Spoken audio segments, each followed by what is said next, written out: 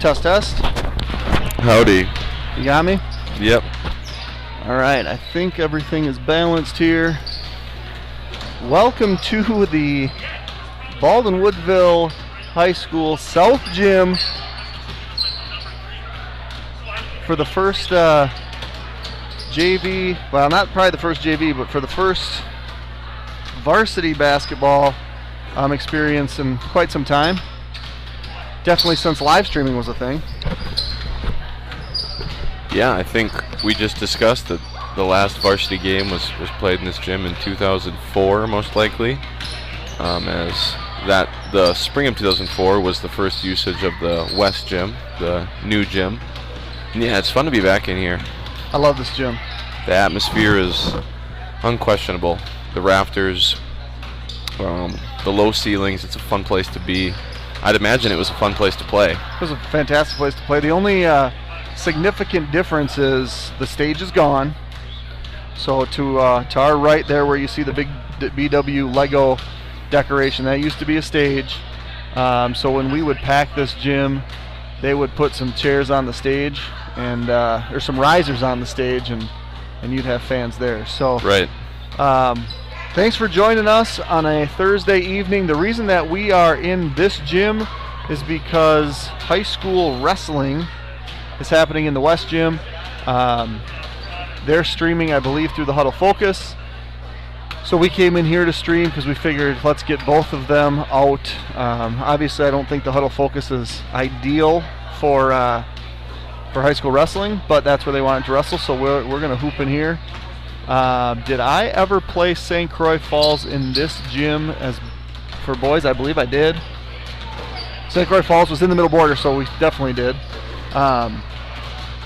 So that's pretty neat. Again, thanks for joining us. I'm Jeremy Nygaard, joined by Jordan Lehman, Zach Ambrose on the filming. Glad to be here. St. Croix Falls is a very good team, and so this should be a fun contest. Yeah, St. Croix Falls is varsity, top 10 in the state. Currently sitting at 9-1 overall. They're in 4th place in the Hardin North, but their win-loss is just it's would be good for first if they had played as many games as some of the other teams. They have one loss to Northwestern. That's obviously in conference in the Hardin North. Northwestern by 2. But other than that, they've taken care of business this season. Obviously, the JV, I would assume, is suitable. And I know our girls got a win at the JV level against Boyceville, and you were at that game? Yep. JV played pretty well. Close in the first half, pulled away in the second half. So I believe that was their first win of the season. And let's see if they can build off that. I don't know what their plan is going forward as far as who's going to play how many halves. They did have 3 girls play 1 half, and then played during the varsity. And I don't know if it'll be the same tonight or what the plan is. So what we're going to have here is a starting 5. Abby Nielsen's back, so she's getting ready to start. Greta Wire, Shayna Flores, Jenna Livingston, and Mara Nygaard. So those will be the 5 starters for the Blackhawks. And we'll figure out who's starting for St. Croix Falls here in a moment. You'll also see that we have the scoreboard, and that's the far side scoreboard. We can't get the near side scoreboard because there's a hoop in the way. So scoreboard does not look nearly as nice as it would look on a typical West Gym night, but it'll be fine for what we're doing tonight. So for St. Croix Falls, looks like we've got Sayla Greenquist, number 5, number 2, Morgan Marks, number 10, Lydia Bainbridge, number 24, Julia Kloos, and number 11, Sierra Brond. And in the chat, for anybody listening, if we get any names incorrect or get jerseys mixed up, please feel free to help us out. Yeah, I do dig the Jordan brand St. Croix Falls jerseys. Absolutely. If we're being honest. And I'm sure Michael Jordan appreciates it as well. Yeah, it's just a drop in the bucket to that guy. It is. Officiating tonight's JV game, Rich Coda. He's going to be your, we'll call it him the blonde-haired official. And then Kenny Dykehouse here with the dark hair under the basket. So if you have any complaints with the officiating, you can direct them to both Rich Coda and Ken Dykehouse. So Morgan Marks will take it at the point. It'll be out of bounds. Turnover by St. Croix Falls. A little pressure by the Saints. Martin will dish from the high post. So Abby Nielsen gets a shot here, quick back in the action. She's missed the last, 3-4 games, family vacation. It's good to have her back. She brings the aggression and good attempt there by one Mara Nygaard on the left-handed layup. Dish from Greta Wire.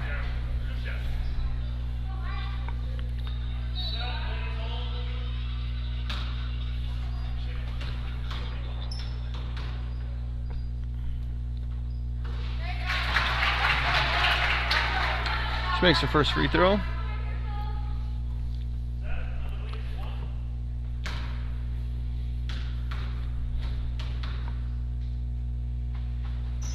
So would the pair of free throws, would those be credited to your line of genetics or Leanne's? Leanne's.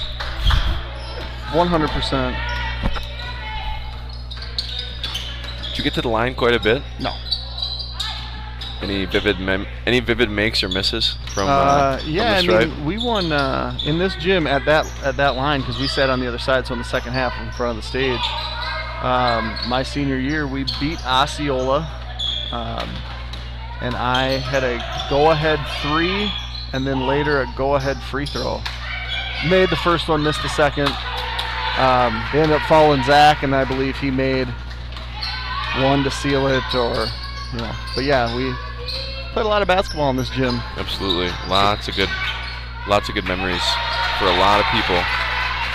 This is where I first was introduced to the game of basketball, so definitely special for me. It's obviously different too from the perspective of the main entrance used to be the side the ball's on now, so there was probably 4 or 5 more doors. And then the weight room was to the right in the basement. So lots of changes to this gym, but to me it still remains the best place to play. I as a matter of fact, approached Coach Sell, Mr. Sell, last year about having the Baldwin Woodville River Falls, so that would have been Zach Campbell coming back home, the boys game in here, breaking out the old jerseys, and he shot that down because he said the bleachers weren't safe. Ironically, he's probably not wrong. Right, I have a lot of, when I was in elementary school was when I first started watching basketball in this gym, and I lost more Starburst to these bleachers and popcorn to these bleachers than I probably ate, which is saying a lot for me. And I don't know if it's since then, but they put boards in. Yep. So there was actually a much bigger hole where whole bodies could fall through. Right. And they sometimes did. Similar to the old bleachers at King Field, where you could escape through the bleachers as needed. Hawks up 2-0, 13.5 left in this first half. Some tough defense going back and forth by either of these teams.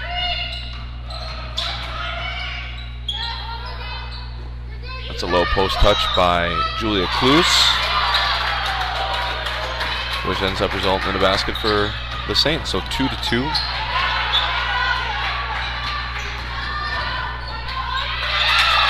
Good block. Nielsen will use her body to get position, but that's a play by Kloos there. Sierra Brond will bring it up for the Saints.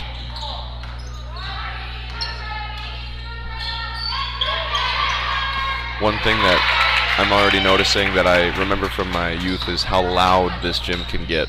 I remember vividly entering that old exit that you just talked about with those doors.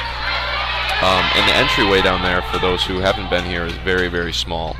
And I remember walking in with my dad, and I heard the pep band from the parking lot. And then when we opened the doors, I couldn't think because the pep band was so loud. Yep. You guys were already warming up, and it was a really love at first sight for me. I was like, this is awesome. You could smell the popcorn as soon as you walked in the building. Yeah, absolutely. Because high school football, no, don't get me wrong, Friday Night Lights, that'll be an and one for Sayla Greenquist. And one opportunity at Blackhawk TV, brought to you by Nick Pack at Packman's Concrete.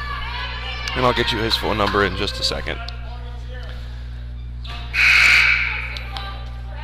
Yeah, the pep band on the stage or in front of the stage. You know, the floor, the end line to the wall is definitely closer than it is in the other gym. That's a lane violation.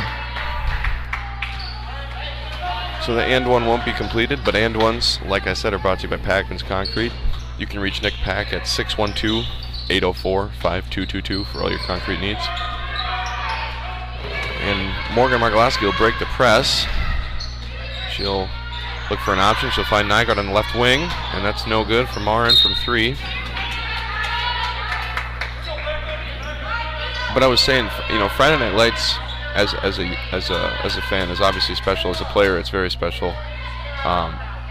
But the intricacies and the nuances of high school basketball in a gym like this, I'm not sure there's anything that can compete with it in high school sports, to be honest. No, and you just don't see many gyms like this anymore. Right. Well, and the student section. When the student section would get going, oh my word! Back when some of the cheers were a little bit more Risque, animated yeah. and risque, yes. Looks like some flex offense for the Lady Hawks. Nice find there by Marin, and another nice find by. We'll get to the free throw line. Yeah, we'll get to the free throw line. Good ball movement on that possession for the Hawks. So number 10 for St. Croix Falls, according to the chat, is Sidra Edwards. She's on the varsity roster. Okay, junior. I'm assuming that there's a different number 10 for the JV, but we'll go with what we're being told in the chat. Sidra Edwards.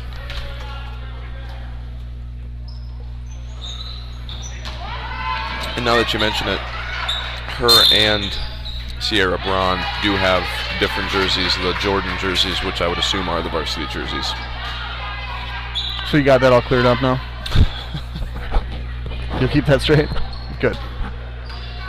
All right, so we got a made free throw by Jenna Livingston. So all 3 points for the Blackhawks tonight have come via the charity stripe. In for the Hawks, we have Peyton Mikla, number 15, Maddie Monacan, number 25, Morgan Margolaski, number 23. Number 31 is Shayna Flores, and number 33 is Jenna Livingston. Good hustle by Jenna. You would have been impressed with Jenna on Tuesday night at Boyceville. She was very aggressive in both games. The JV game, she's throwing people around. In the varsity game, she was doing her best to try to mix it up when she was playing the last probably 7 or 8 minutes. So it's awesome. It was your style of basketball there. Right. Yeah. I was playing in a JV game my sophomore year at the Altoona Holiday Tournament, which the boys team played in for a number of years. And I, at one point, had parents collectively chanting, "Get 54 out of the game" from Altoona, because my specialty was setting screens. And yeah, I take pride in that. My parents were a little embarrassed. Were you getting called for illegal screens? Absolutely not. Well then, I was just knocking their kids over. So. And then would you stand over them and stare at them too? Well, I didn't do that. If I would have known you at that point in my life, I would have been encouraging you to. Absolutely. Well, that brings up your advice to Anna Jort when you were her coach in middle school, where you go, or maybe you mentioned it when she was in high school. But Anna, you would tell her, knock girls over. Knock girls over. I want to see you knock a girl over. No, I mean, I would tell her that when I coached her in middle school, but I also would tell her that when I'd see her in high school. Yeah. And I'm like, I don't even care if it's not just on the basketball court. Like, you knock a girl over in the hallway. Yeah. Like, you know, show your dominance. I mean, I think that, you know, that's the thing with girls are just, they're nicer than boys, traditionally, typically.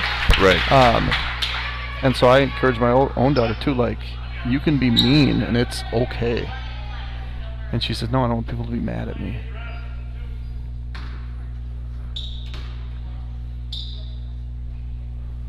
There you go.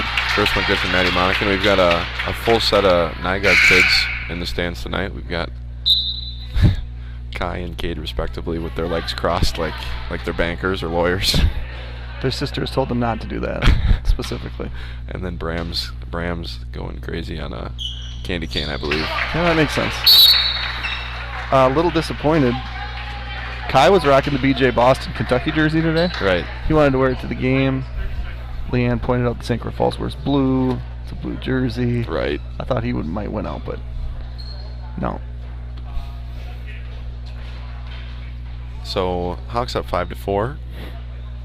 Under 10 minutes left in this first half, about 9.5 to be exact. Can we verify that we started at 16-minute halves? Right. So the last time we called a JV girls game, or the second to last time we called a JV girls game, we played an exclusive 18-minute first half.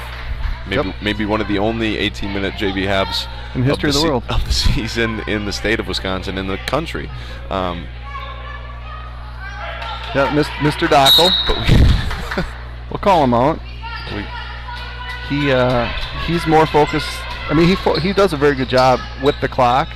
Once it start the start and the stop, he's more focused on the starburst that he gets than the actual amount of time that should be on the clock to start. Right. What's the priority is the Twizzler count for Mr. Dockel. Yep. And Jeannie's done a great job. She was the official scorekeeper when I played here, because I heard her say to Jerry when she walked in, she's like, well, this brings back memories. Right. Yeah, she's seen just as much Baldwin Woodville basketball as anybody. Yep. Yeah, I think she's probably only missed a handful of... And we've had... That's one memory that I think I carry with me as well, some of the kind of legacy fans. I remember for a while, the late... Mrs. Thompson's husband, what was his name? Steve. This late Steve Thompson, who I graduated with his daughter Katie. You played with Tommy. Yep. But I saw him at every single game that I went to. Mike Couch. Yeah, Mike hasn't been around for a while, but... Right, but he was, I mean, he's relatives. But yeah, Yeah, Mike for sure.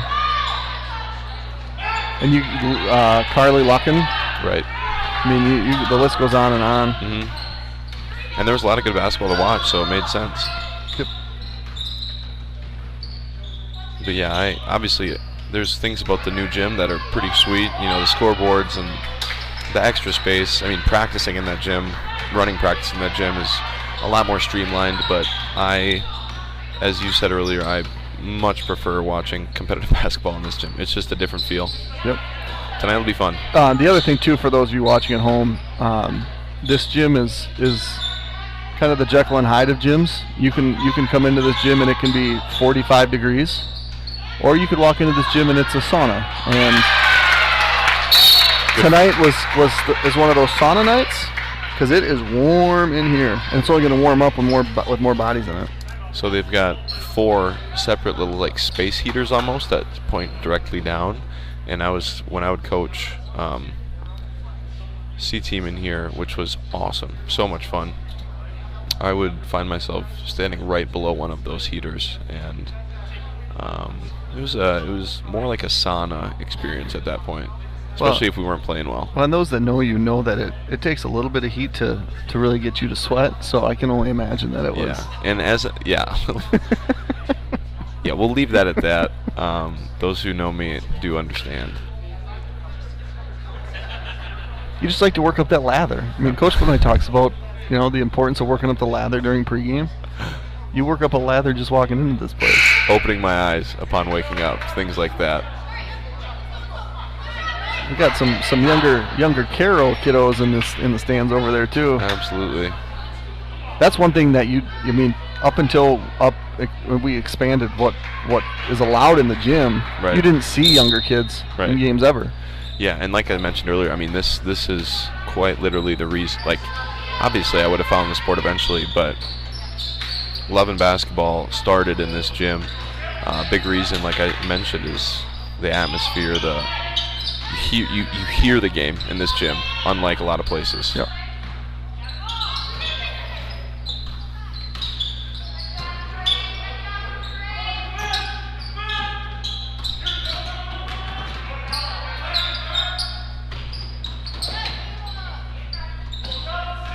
Good close out there by Janessa Carroll. I'm assuming again that because with our lack of teams and only having two, that St. Croix Falls I'm assuming they have a third team, that they either have combined them for this game or have sent their C squad elsewhere, or maybe they're in this. No, I guess that's a varsity in the stands. So at the line, Josie Johnson. This is her first in the game right now for the Saints. Looks like Ashley Funk, number 4.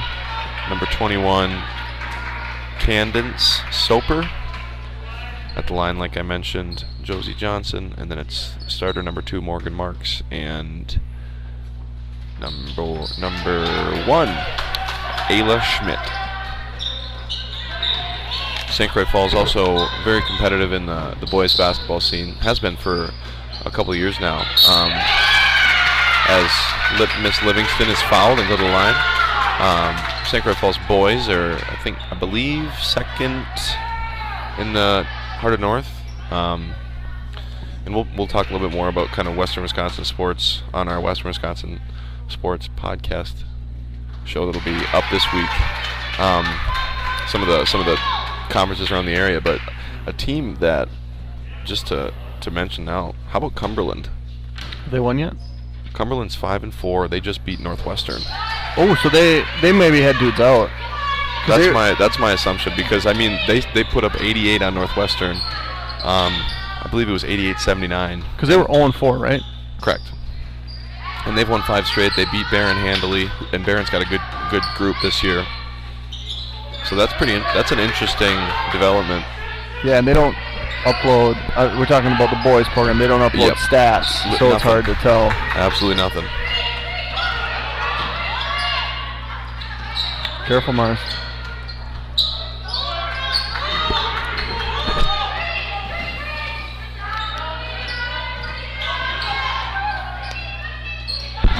But Cumberland's, it makes sense. I mean, their boys finished number 1 in the Division 5 coaches poll for football, which was the unofficial, maybe state championship this season for fall football rather.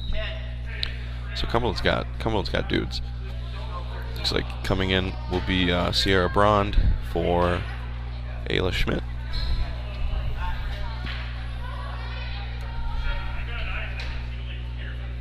Hawks up 9-5. Last 6 minutes of this first half. Team fouls. The Saints are at 5. Hawks at 3. As the 2 teams scramble for the ball, and offensive rebound by number 4. She's a scrappy player, number 4. Ashley Funk, and she'll try the layup, but no good for her.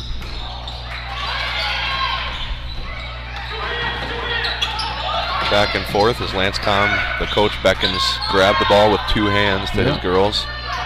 And Funk will take it once again. And I think they might call that Ella Sorensen with the reach, yep. Yeah, I mean the easy thing to do is try to dribble control balls. It's easy to try it. It's not real easy to actually secure a ball with a dribble control.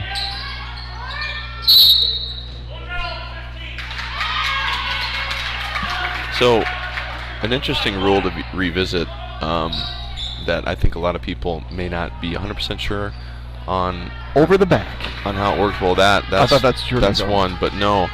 So, I'm at open gym last night, and as usual, just hitting shots, getting rebounds, running the floor. That's what you do. And at one point, one of the players who happens to be an official that both of us know, he is dribbling, goes to make a pass, and as he goes to make a pass, fumbles the ball.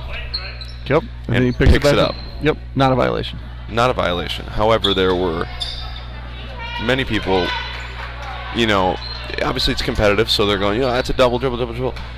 And so that's similar to when a guy or girl catches a pass on a wing or catches a pass at all and drops the ball. Yep. So the rule is that if you fumble a ball or drop the basketball, that does not count as a dribble. Correct. So let's say that Jenna Livingston on that catch there would have dropped the ball. She could still collect it with two hands and put it on the ground. Yep. Right? Now the difference for the situation last night, like I mentioned, where somebody's already dribbling and they pick it up to pass it, is that the player last night wouldn't have been able to dribble again. Correct. That would have been a double dribble. Correct. But that's a rule that I've seen refs get wrong. I mean, where a lot of times it'll be the opening of a possession, down screen, wing pops up, and the wing will drop the ball, and then go to dribble it again after they collect it, and we'll get a double dribble call. And that's. And I think the harder part, or maybe the harder part just to understand is, if you fumble it when you receive it, you never had possession of it. Correct. So it's easier to wrap your mind around the fact, well, if you never had possession of it, how can it be a dribble? Where if you had possession and you lose the ball afterwards, that would be where there could be some misunderstanding. So, yep, that's a rule that I believe hasn't always been that way. As a matter of fact, I think it had been changed. That was a basket by number 21, Candace Soper. And that brings the Saints to within 2. So it's 7-9 right now. St. Croix Falls trails 7-9 to the Baldwin Blackhawks. To all viewing, thank you for tuning in to Blackhawk TV. It's a privilege tonight to see the St. Croix Falls Saints. They've got a really good program, so anybody from St. Croix Falls tuning in, it's good to have you. As Greta Wire will finish for 2, and it's 11-7. Baldwin Woodville in the lead, 3.5 and counting, 3:20 and counting rather, in this first half. The other rule that I thought you were going to talk about was the over the back call. Yeah, maybe you can. Which is not really a call. Right. Kind of go over that for people. Well, the sport doesn't penalize people for being more athletic or taller. Or taller. Exactly. So, the kind of the definition of a foul is doing something outside of the rules to gain an advantage, and it's not outside of the rules to gain an advantage by jumping higher than the person in front of you. Correct. If you were to push them, or make them displace them, that would be a foul. But if I'm standing behind you and the ball comes towards you, and without displacing you, I just jump up and jump higher because I'm more athletic than you are, and jump higher. Very good, yes. It wouldn't be a foul. It would hurt your feelings. Sure. But it wouldn't be. I'm not breaking the rule of basketball. Right, and that's where we'll still, and I believe, I could be wrong, but I believe maybe 99% sure that over the back is literally not a. It's not. There's no such thing. Right. However, how many times have we seen that called, even in the last 3 years coaching? Yeah. Right. We'll hear the ref say over the back. What the proper call is a push. Right. Most likely. Sometimes, there are times where, the defense or the offense rather will gain an advantage, or whoever it is will gain an advantage by kind of reaching and kind of leaning on the offense, and that is a foul as well. I'm not sure exactly what. But they called a push. Right. But the over the back thing, if you're at a youth traveling tournament or even a high school tournament, you hear a ref say over the back, you can rest assured that is, it might be the correct call in the sense of there was an advantage gained, but the terminology is not. Back to the you being more athletic thing. The difference with that scenario would be that I was a phenomenal screener, and I was also unquestionably good at boxing out, and so with some of that technique, I think there would have been a great chance that I do collect the rebound. However, you were maybe a better leaper. I mean, at this point in time, you're going to be able to box me up, so I'm not going to try very hard. I'm like 10 years older than you, so maybe I'm more than 10 years older than you. Right. So, yeah, I'm older now. I'm probably a better screener, and just because I have more mass than I did when I played. Now, last year at Open Gyms, one Jake Kuzlik would come every once in a while, and he was one person that I could not, if I tried with all of my heart, could not box out to this day. He is, and I watched him. He was on the team that first introduced me to ball and wiggle basketball, and I remember the PA announcer with the Kuzlik call. And Jake was a force. Yep. He still is. Yeah, absolutely. We got to fight for that spot on the screen there. So it's 11-9. Hawks in the lead. A minute and a half left in this first half. Hawks kind of jumped out to an early lead, couple possession lead, but it's been back and forth here the last couple minutes. Morgan Margolowski, the junior, will drive, but the sophomore Monica will get the offensive rebound. She'll miss. Margolowski will collect. Some good ball movement. Greta Wire will go baseline, but that's blocked. Greta Wire, the younger sister of Warwick Wire, the Baldwinville boys' leading scorer last year. Really, really talented player for the Hawks last year, for Coach Nygaard and I. One of the best athletes I've been around when it comes to jumping. I remember hanging out with Nygaard about 5 years ago, before we even coached together. Warwick was an 8th grader. Once again, this is Greta's older brother. Who just made a basket, Greta. Warwick was an 8th grader, and you were very high on Warwick and his ceiling athletically, and it turned out to be accurate. Oh yeah, he was. I mean, as an 8th grader, we threw him a lob pass on an inbounds play, and he went up, and if the pass had been a little bit lower, it would have been a one-handed yammy, as the kids call it. Right. Instead, it went right over his hand, and he broke, the rim kind of snaps, and everybody's like, did that really just... Right. Yeah, that happened. And he did finally get it done in a summer league game his sophomore year on an alley-oop. Abby Nielsen scored. And then in a playoff game last year, which set the crowd into a frenzy. Yeah, one of the cooler moments I've seen Baldwinville boys have in a number of years. Oh, wow. And that's a buzzer-beating 3 to end the half for the St. Croix Falls Saints, who trail by 3 at the half. It's 15-12. Baldwin Woodville in the lead, as number 21, Candace Soper, the junior, knocked down that 3. Ross Romehild and the Romehild family entering the building. That's right. All right, well, as it is halftime, I'm going to thank our sponsors quick. I don't think there was a single timeout, so not a lot of advertising there, but I want to thank all of our sponsors before we turn the mics off for a couple minutes here at halftime. Just need to find the list. A-Star, American Family Insurance, Firehelm Langer, Timmerman Realtor, St. Croix Garage Doors, Wisconsin Credit Union, CW Garage Door Distribution, Nielsen's Foods, Village Pharmacy, Bridge Investment Group, Precision Excavating Enterprises, Precision Truck Service, Danmar Systems, Culver's of Baldwin, Progressive Dairy, Schaefer Financial Services, Black Hawk Garage Door, O'Connell Funeral Homes, First Bank of Baldwin, Baldwin Lightstream, Strikers Lanes and Sports Bar, and Anytime Fitness. Those are the Black Hawk TV sponsors. Thanks to you, we can make this happen. So thanks again. We're going to turn these mics off, and we will be back in about 6.5 minutes.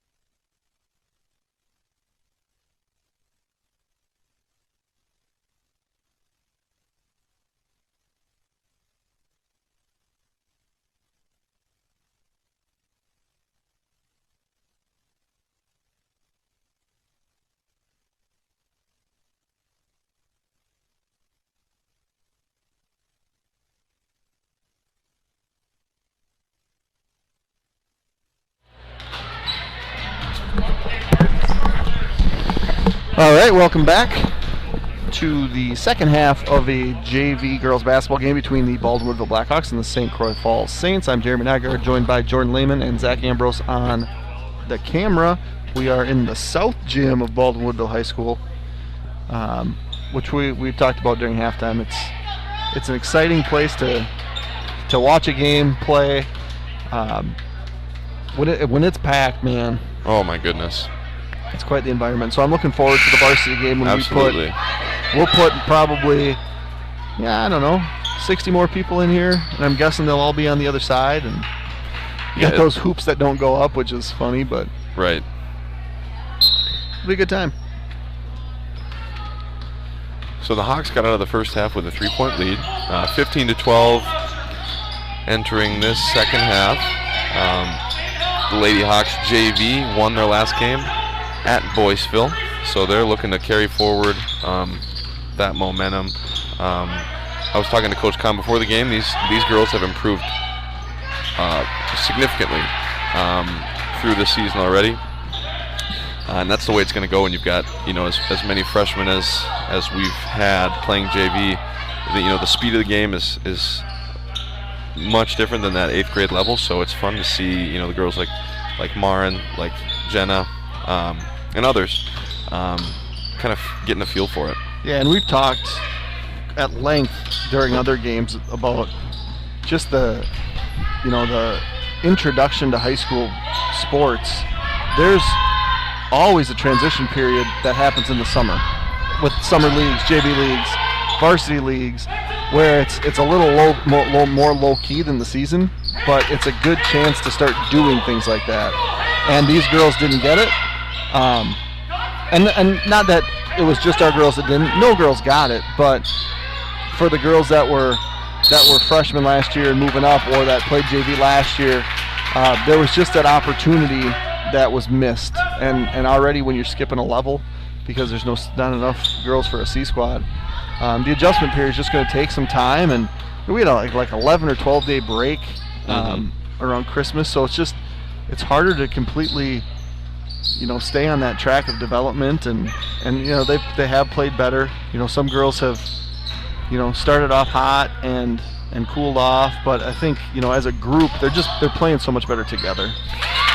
Greta Wire with the bank shot, and I think she would be on the top of my list for girls that have shown improvement. I mean, Absolutely. she's shooting the ball really well recently. She uses the glass really well. Early in the year, I wasn't sure if it was always intentional, but I think it is. I think she does have a good touch. Her brother, we talked about Warwick earlier. Her brother had a real nice touch around the rim, so that we've seen that carried forward with Greta as well. Now, if Greta's able to throw it down like Warwick, we have not seen that yet. Nope.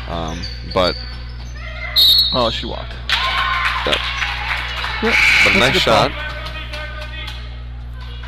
Who are some names, just to reminisce some more because I enjoy to, who are some names that could throw down that you either saw play in this gym or played with? Well, Chris Hebink is my cousin. He was the same graduating class as Sean Tim, and he actually had one dunk in high school, and it came at the end of Sean's 40-point game at Durand. He kind of it was like a deflection and not really a run out, but he dunked like right before the buzzer. And that was the first one in Baldwin Woodville in a number of years. And then after that, I think Travis Helen might have been the next one in a game. A number of kids on my team could do it. I mean, Tommy was a lefty. He would get it at the elbow, take 2 dribbles, and dunk hard. Never in a game. But then Travis Helen, Marcus Helen, and now obviously we've had a few here in the last couple of years with Warwick and Dylan too. So yeah, you've told me stories about after practice, you seeing a number of guys just boom, boom, boom, Yep. throwing it down. yeah, I think there was probably probably 4 or 5 on the team that could do it. I have a very vivid memory of being at youth basketball. It was either youth basketball or I was in the new not the new, but I was in Greenfield Gym, and this tall, black-haired young man walks up to me, and I'm like 5 or 6, and he's like, I'm shooting hoops with by myself because my dad is a teacher, and he goes, "Can I see the ball?" And I'm like, "Yeah." I'm terrified at this point, and then he just does one dribble and then two-hand, boom, and it ended up being Tommy Thompson. Yeah, that's the governor. That was a walk, a couple extra steps there. Yeah, there might have been a little helping of the move of the feet there with the body, but officiating's hard. I say it every time. Yeah, the governor, he averaged as a senior, and I don't know if this is true, but this is always what we said. Or maybe it was a junior. No, it was a senior. He was all conference. He was the only kid ever to be all conference, averaging more fouls per game than points. Tommy would foul you. He would make you earn your money's worth. But he was a good rebounder. He was a good glue guy. That was the thing with that group. They had so many guys that could play an effective role on that team. Right. A guy that I play an open gym with all the time, Kyle McGee, was a very similar. I'm not saying I don't remember vividly how Tommy would play, but I remember in the sense of being a glue guy, Kyle was a guy that played with Marcus and Vinny. Vinny Campbell, Zach Campbell's younger brother, and he was a guy that wouldn't score a ton, but would rebound and would work, and was a huge deal on that team. Yep. That's a team that we haven't talked a ton about, but I think it was 07, 08. No, it was 06, 07.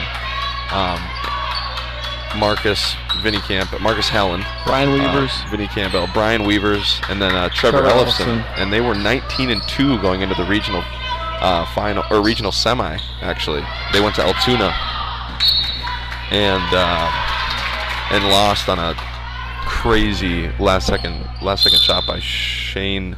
Is it Shane Manor? Shane Manor, and that was one of my favorite teams to watch because they played such good defense, and Brian Weavers could shoot the lights out, and Marcus was a physical specimen. So Brian Weavers he's bouncier than I ever thought. I don't know if you knew that about him, but when he'd come back to the alumni tournament, even out of high school, it's like he'd just go up and throw it down. It's like, where'd that come from, dude? I knew his parents, and he's a kind of a cool story when it comes to his basketball career. When he was in middle school, he was a B teamer through and through, and continued to work, continued to shoot, and obviously, like you mentioned, had some natural athleticism. But yeah, that was a fun team. Tyler Howard, the tennis legend here, was a very good role player for that group. He was a year younger, right? Yep. Yep, and that group ran about 7 deep, but they played hard, and they're good.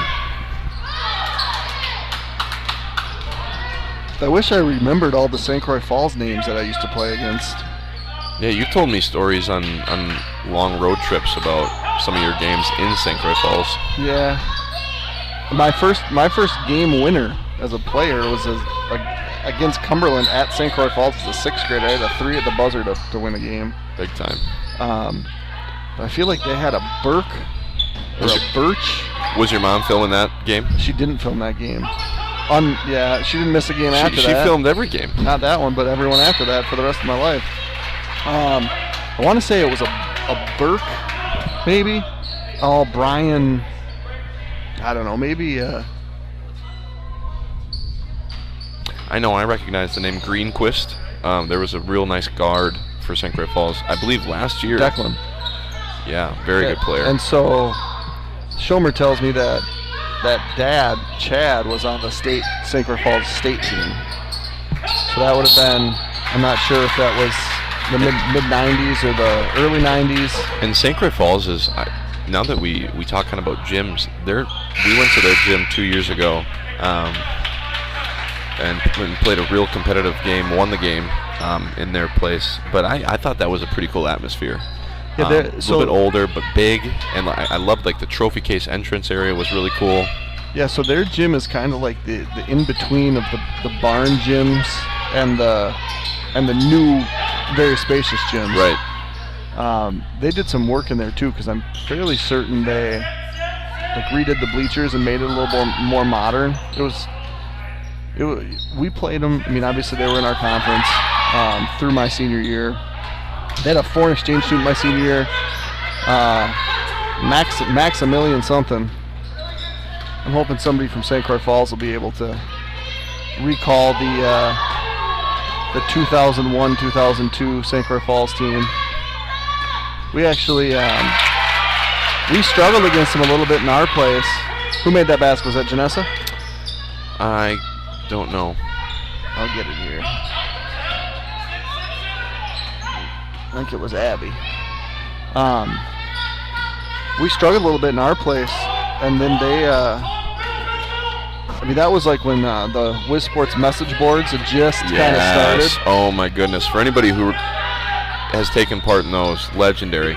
And so we were reading the whole week how they were going to beat us. We were going to go to their place, and they were going to beat us. And one of our starters actually wasn't feeling well. And Coach Benoit held him out of the game, and we ended up hanging 90 on him that day and beat him by 45. So it was okay. The message boards, there's probably people listening who remember those quite vividly. The interesting thing about the social media age is that it's hard to be... It's hard to go under the radar anymore, right? Right. Everybody knows, obviously, your name, your profile name, whether it's Facebook, Instagram. The thing about the message boards is you could put whatever you wanted as your username. Yep. And so I'm 12, 13, and I would just read them. And there would be, like, the most arbitrary names talking mad smack about... who's going to go into whose plays, who's got the better players. Right. And I think you have told me that back in the day you were kind of keyed in on who some of these enigmas were. Right. But I it'd be fun to revisit those, because those are all still there if you were curious. Are they really? All of them. That's I was fantastic. Just on that the other day. Yeah, I didn't post a lot because I didn't know that I could conceal my identity real well. And it was at the same time that, I was a player and then I was helping coach. So I didn't, I tried not to do too much. Right. I was real discreet with my username when I did make it. I think I was 11 or 12 and I put BW Blackhawk fan. Yeah, good work. So, and my history with usernames isn't flawless. We don't have to go too deep into the dive there. We could do this because it's hilarious. Right. Yeah. Jeremy was a coach of mine for all 4 years of my football career, and yeah, you can tell the story. Well, your Twitter handle was JTennisLay. Yeah, it was. And I never let you forget it. Every single day. And now I don't like to gloat, but I was pretty good at the sport of tennis. I went to state a couple times and things like that. But JTennisLay it's an all-timer for me on things I'm not proud of. So, one of the apps that I use, one of the 5 that I check, is Time Hop, and I have a really long streak, so I just have to do it every day. So once a year, I see you tweet me in high school, and you're like, "Why don't you follow me back?" And I respond and say, "Because your username is JTennisLay," which it's a good enough reason not to follow you. Got time on the floor. That means I am going to read an advertisement. Since 1880, Village Pharmacy has been locally owned and providing your healthcare needs. Looking for ways to save money on your prescriptions? Talk to one of our pharmacists. We can help. We also offer flu and shingle shots, nutritional supplements, diabetes supplies, medical equipment, and lift chairs. We are staffed by people you know who live in your community and enjoy seeing you face-to-face or helping you over the phone. All major insurances are accepted. Home delivery, curbside, and mailing options are available. We are proud to serve the Baldwin, Woodville, St. Croix Central, Glenwood City, and Ellsworth communities. We are Village Pharmacy, and we are here for you. One of the things that makes life what it is that you never know what might be around the next corner. But whatever life brings, Wisconsin Credit Union will be right here alongside you, because together we're not just strong, we are community strong.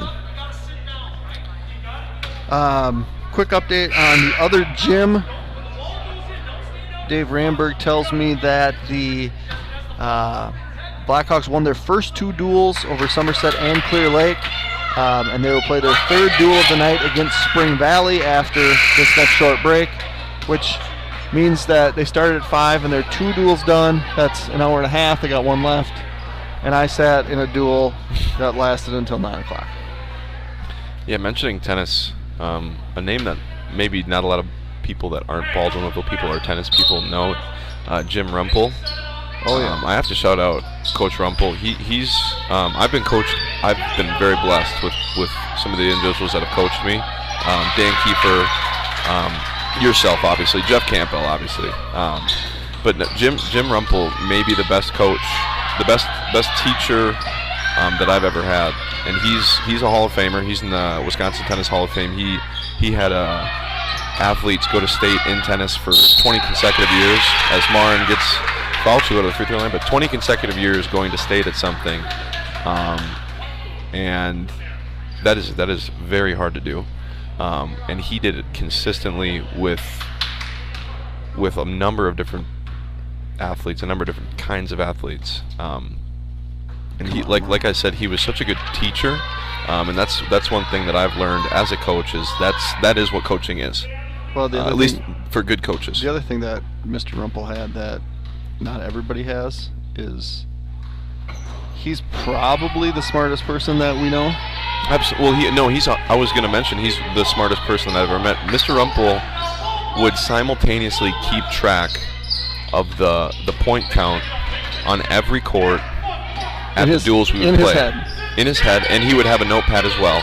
But and this is not an easy thing to do because in tennis you have game count, set count, you have game point count, and the point count in tennis is hilarious. It's love 15, 30, 40. So all this to say, and he was a high-level math teacher here for a long time. Loved geometry, was hilarious in class. Covered with chalk. Yeah. He beat the game Bejeweled, if anybody remembers the game Bejeweled. There you go, Mars. Big 3 by Mar Nygaard, puts the Hawks up by 4. As in the game Bejeweled, which is a game based on combinations of 3. He beat it, broke the scoreboard, which nobody does. But a math guy, as you are, I'm sure you appreciated his math whiz mind. No, I mean there's math people like me. I would consider myself a math guy, and then there's people like him, and that's a different level of math guy. Yeah, they're just numbers, but he does everything in numbers, and it was relatively amazing. Yep. We got a pretty good ball game going on here. Blackhawks are up 2. Not anymore. St. Croix Falls caught fire in the second half as Leanne Nygaard shrugs her shoulders in disbelief as St. Croix Falls can't miss, but Baldwin-Woodville also responding. So 24 up, 5 minutes left in this second half of this JV game. If you are watching this game and you're thinking, you know what, I need to go get myself something to eat, stop by Culver's of Baldwin, where you can enjoy our irresistibly tender and flavorful premium chicken sandwiches. Choose from grilled or crispy chicken topped with crisp lettuce, ripe tomatoes, crunchy pickles, and a lightly buttered toasted bun. Or enjoy our spicy crispy chicken sandwich, hand-breaded and marinated with a special 4-pepper blend of spices. Pair your sandwich with one of our signature sides like crinkle-cut fries, onion rings, or Wisconsin cheese curds. Welcome to Delicious. I think I got time for one more. I think my order's about that long at Culver's, if you were curious. Which is half the order if you order at Denny's. We'll tell that story here. Even though we don't know what life has in store for our homes or cars, we can still prepare. Introducing the Damage Doesn't Have to Be Too Damaging policy from American Family Insurance. Insure carefully, dream fearlessly. For details, contact Agent Justin Nygaard. Call 715-684-2919 or stop by 775 Main Street in Baldwin today. Yeah, so tied here, 24-24, 5 minutes and counting between these two. Get it to the nail. Two teams. 3-point shot attempt by Peyton Mikla is long. And number 5 for the Saints will bring it up with her left hand, and she's closely guarded by Marin and Shayna Flores. Number 1 will drive baseline, and she'll put up a running layup, and that's off front iron. Jenna Livingston with a good rebound. She'll get it up to Shayna Flores. Yeah, so Jenna gets the rebound. She's got to get under her chin. Instead, she holds it up high where everybody can take a grab at it. Right. Coach Stitt would be yelling "chin it." Absolutely. He was my coach for 1 year. He was not my C team coach, but he was still an assistant. And I remember the looks he would give. Oh, you didn't want to let Mr. Stitt down. That's for sure. Also a good numbers mind. Absolutely. Can't do that. That's just going to be out of bounds. We're going to miss 2 foul calls. Mr. Stitt was my brother's favorite teacher. My brother's a mechanical engineer for a farm manufacturing company, farm machinery manufacturing company in Clear Lake, and he still has stories about Mr. Stitt. Yeah, Mr. Stitt would let some things go on days where he was just like, Adam Borowitz once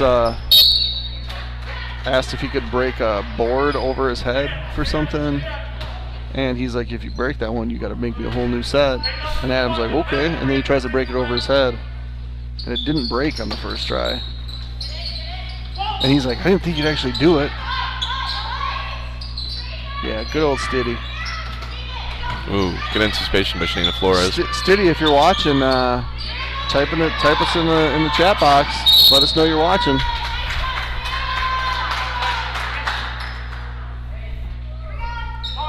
And it's okay if it's just layman, talk less, period. We'll be back tomorrow night for boys basketball, St. Croix Central, and then Saturday we host St. Croix Central girls. So two good games coming up here to end the week. After a little Thursday night action here with the St. Croix Falls girls in a non-conference game. 3:46 left in the second half. Jenna Livingston at the line, shooting 2.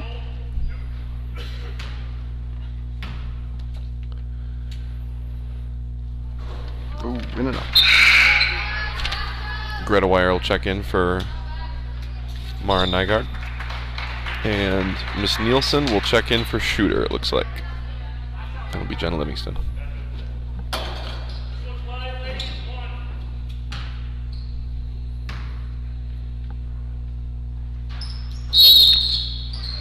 And Jenna crossed the free throw line a little prematurely there, so she'll get subbed out. Oh, we gotta get a sub down there. Okay. Nielsen will check in for Livingston. Hawks applying some pressure. St. Croix Falls successfully gets across the timeline, but that's a walk. I heard a commentator call the half-court line the timeline the other day, and I was doing a little bit of research on how to get better at calling games, and the number one piece of advice from a guy who calls games for the Atlanta Falcons was, if you like it, steal it when it comes to good calls. So you're going to start calling it the timeline? Well, on situations like that, where it is a matter of getting it across in time. Saints and the Hawks tied, 3:20 left, and that is going to be an unforced, well, it's going to be a turnover. Did you know that in the college basketball game of women, the half-court line is not the timeline? What is the line? There is no line. There's no backcourt. Like, you can't go over and back, but you don't have to get it over in 10 seconds. At least you didn't the last time I was really watching. And another interesting thing about the women's college game is they're at one of the few levels of basketball using quarters. Yeah, they went back to it because they were halves for the longest time. This gym only saw quarters. Absolutely. Other than C team play, obviously, but as a varsity gym, this gym will see halves for the first time tonight, and that bank shot's just in and out. But there's going to be a foul. It's going to go on the offense, and so it's going to be Blackhawk ball. Still 24-24. 2:43 left in this second half. Checking in Jenna Livingston, and that's going to be for Nielsen. He needs to draw something up. She's going to go right back in the game. Coach Com, one of me and Jeremy Nygaard's favorite people. Coached with a ton of passion. Loves helping. I didn't specifically tell him that I was here for the Lancecom Energy tonight, so I hope that doesn't come back to haunt us. Right.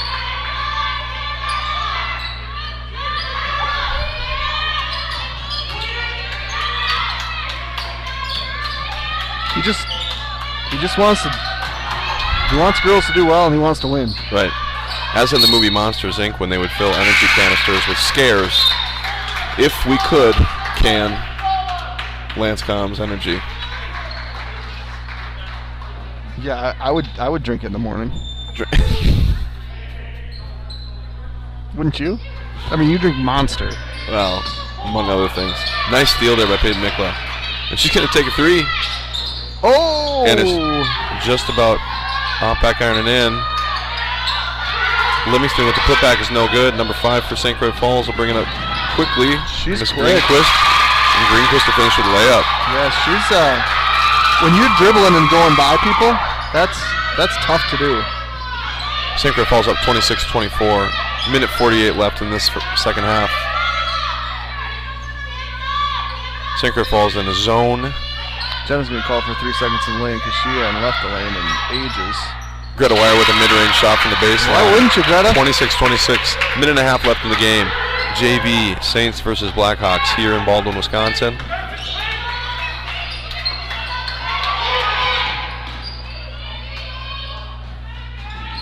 St. Croix Falls looking for a look on the post. Greenquist once again will go baseline, and that's going to be a contested shot that'll get called for a foul on Greta Wire. Minute 14 left. Greenquist will shoot 2.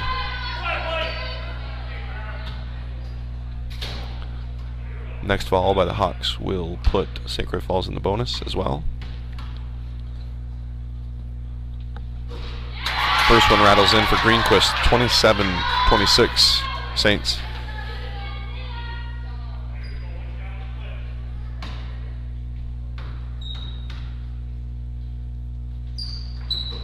Off back iron.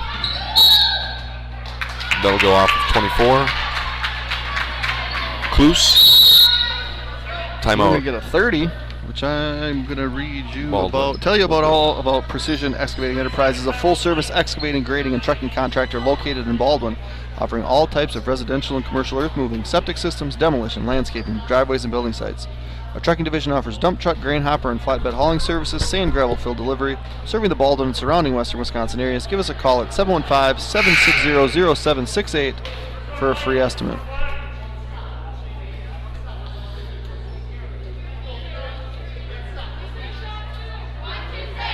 So we're gonna run in the other way.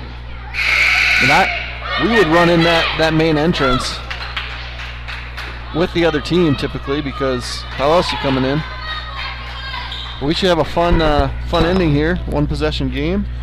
Baldwin Woodville down by 1 to the St. Croix Falls Saints. A minute and 10 and counting left in this game. Martin Nygaard looking for it at the high post. She'll square, turn back, and dish it to Flores. Find Peyton Mikla on the opposite wing. Long 2 by Mikla. Off the backboard. No good. Greenquist to collect. She might try to go coast to coast. Nope, she'll slow it down. She'll get it to the point guard. 1. That's Ayla Schmidt. Number 2, Morgan Marks. Back to Schmidt. Back to Marks. So I think Lance wants him to foul. Coach Kahn beckoning. Get the ball. And that's a foul by Shayna. So he's got to bring somebody over here. Explain that to him. 37.2 seconds left. 1-1. So speaking of some of the older times, I coached a little kid team when Cody Ninman played, and I explained that he needed to foul, and he grabbed Dylan DeMont's, happy birthday Dylan, and flung him across the court. Yep, that happens. He was like 5th grade. It was an intentional foul. We lost the game. Like, I didn't mean to do that. So it's hard sometimes for kids to figure out what you should or shouldn't do. 2 big free throws by Ayla Schmidt. Saints up by 3, 29-26. 30 seconds left in this game. Hawks need a bucket. Peyton Mikla, good look from 3. It's going to stay here.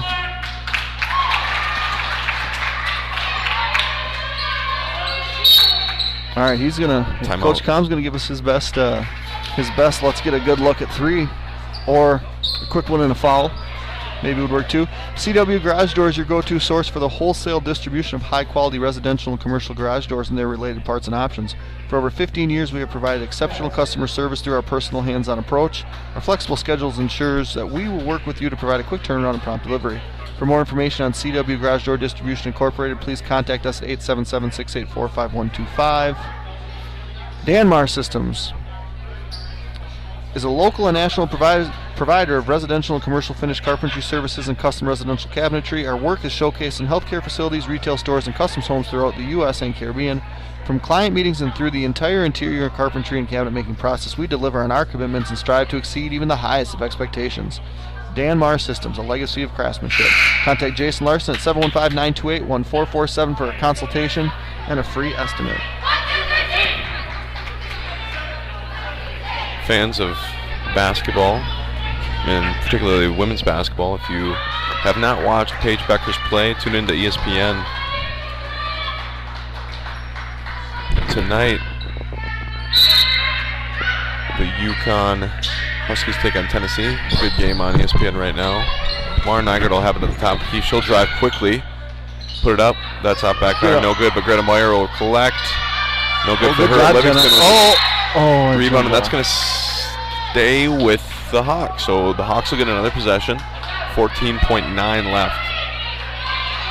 14.9 left in this game. Hawks inbounding under the basket.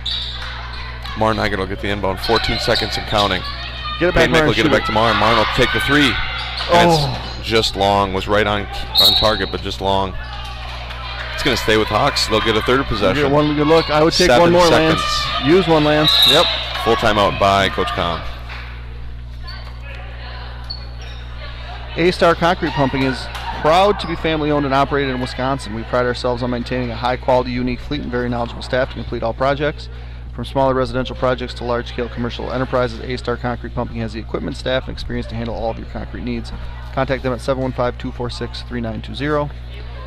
Nielsen's Foods has been serving communities since 1903. We offer full-service Caribou coffee, bakery, deli, and meat departments. We pride ourselves with our award-winning Nielsen's Market Meats and our friendly staff. Nielsen's vision is to build a strong family of customers and employees by delivering superior service to our customers, offering employee growth opportunities, reinvesting in our stores, and serving in our communities. Nielsen's Foods wishes Baldwinville Schools and Athletics the best in their achievement towards excellence.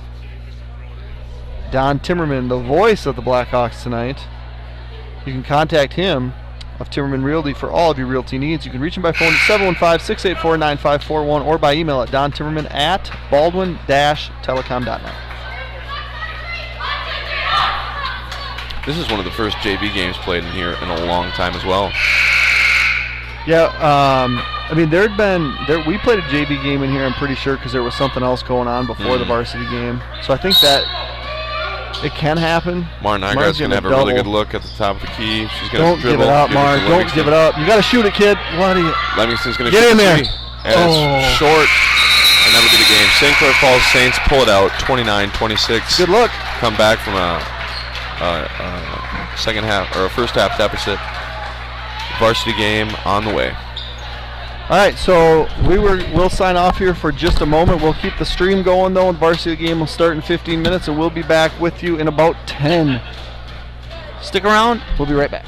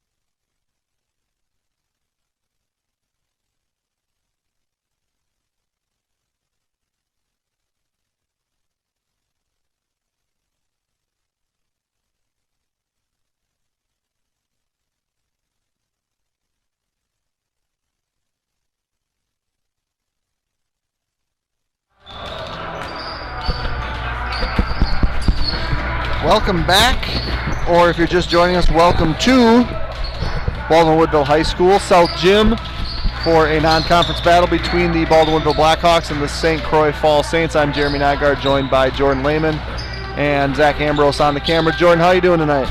Doing well. This is a big matchup for both teams. St. Croix Falls comes into this one of the top teams in the Heart North, 9-1 overall, 7-1 in conference. Last year, these two teams faced each other twice. This year, the Hawks, with a record of 7-3, 5-3 in conference, competitive in the middle border, competitive overall, looking to have another statement win after they had a big win against Somerset earlier this week. Last year, St. Croix Falls bested the Hawks twice, once early in the regular season and once in the playoffs, en route to a sectional final game, which ironically took place right here at Baldwin-Woodville in the West Gym, where St. Croix Falls fell in a very, very good game, close game to Arcadia. St. Croix Falls has won their last 8 games by 15 or more points. They come into this confident and strong, led by sisters, the McCurdy sisters, who top 3 in scoring for the Saints. And the Hawks coming off 2 good wins after a couple close losses. Jeremy, what are you looking for in the Hawks tonight? This is a great opportunity for them. Yeah, so I believe it was the playoff game last year where we came out really strong. And it was a close game through the first half. In fact, I could be off a little bit, but I think we were even leading either at halftime or late in the first half, and then in the second half, St. Croix Falls just kind of imposed their will and ran away with that game. So, from my understanding, they've had success with a matchup trapping, or more of a trapping zone that hasn't been on film as much this year. Ultimately, I think the keys for us is for us to stay in this game. Can't get in foul trouble, right? Our depth is limited. We don't play a lot of girls, so we'll have to keep our leading scorers out of trouble, and then just try to limit what the damage that's done by St. Croix Falls that has 2,000 point scorers on the floor, and then another girl that's well on her way to joining that club. So they've got firepower. 3 girls in double figures at 17, 16, and 11, and they score more than we do. They've had their last 3 games in the 70s, the previous 3 games before that in the 62, 67, 69, where our highest scoring output of the year has been 60. We broke 60 one time. So can we dictate the tempo enough to keep this a lower possession game? Because if the tempo gets up there and we play a 65 to 70 possession game, I don't know if we have it in us to outscore this team. So keeping them out of foul trouble, not turning the ball over, having longer possessions are keys. But ultimately, it's going to be a matter of how the pace of this game plays out, and if we dictate it, we got a shot. If we don't, I feel like it could become a long night. Right. St. Croix Falls will march out the same starting 5. I'm assuming that they've started each game. They've started the McCurdy sisters, Brianna and Emily. I believe Emily, 1,000 point scorer. She's a Viterbo commit. Yep. Also starting has been Cooper, Newman, and Myron. I believe it's Myron. Please correct me from the chat if I'm wrong. St. Croix Falls, ton of length, ton of height. They have 7 girls that are 5'8" or taller, which, if you know high school athletes, that's a tall high school athlete for a girl.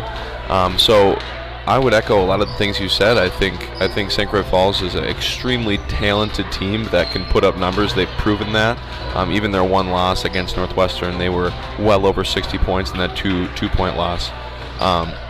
And I think that this team, I would assume, has kind of an edge of some unfinished business. I remember last year going into that sectional final gym and seeing a team that looked very shocked when they lost the game. They looked like they expected to go in and earn a trip to state, and I think that's a goal for them this year. I think that they have some unfinished business, but I've seen this Lady Hawks team play a number of times this year, and Baldwin Woodville absolutely believes they could win the game. They expect to, and they've got a number of juniors that have played a ton of minutes for us this year and throughout their careers. Yeah, the girls have definitely played better. Lately, big win like you mentioned earlier this week at home against Somerset. Also beat Boyceville on Tuesday.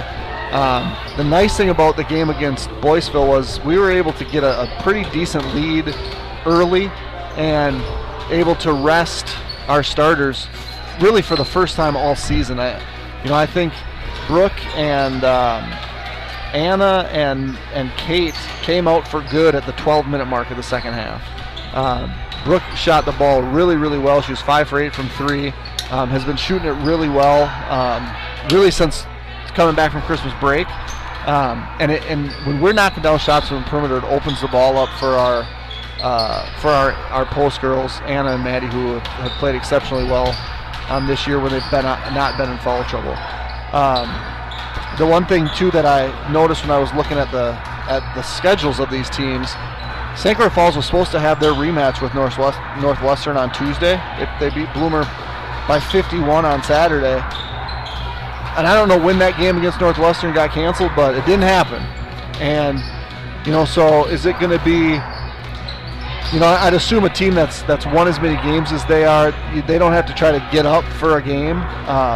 But they were really starting to, like I mentioned, breaking 70 the last 3 games, winning one of those games by 51, another game by 39.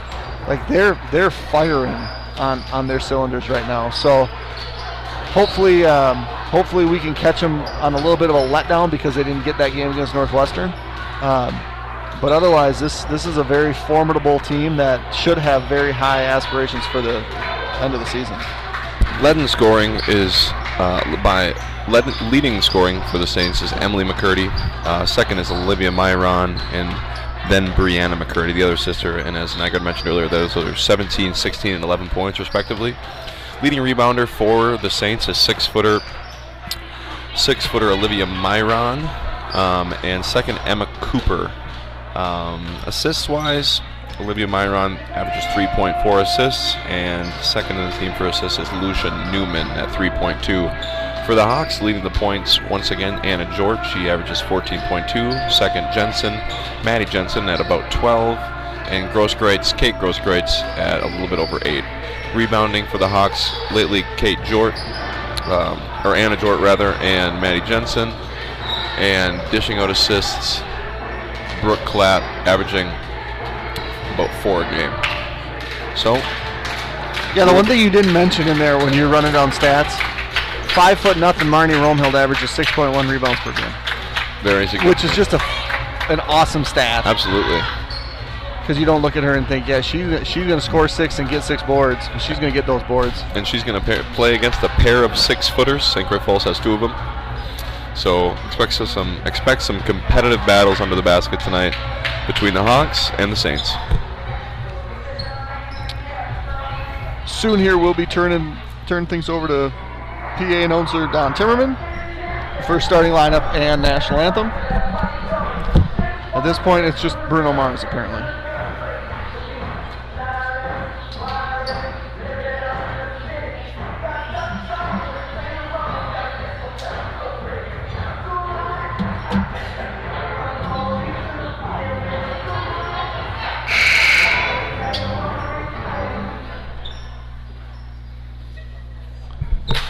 Good evening, everyone. Welcome to Baldwin Woodville High School for tonight's non-conference matchup between the St. Croix Falls Saints and our Baldwin Woodville Blackhawks. Now, you want to please stand? Please stand for the flag of allegiance.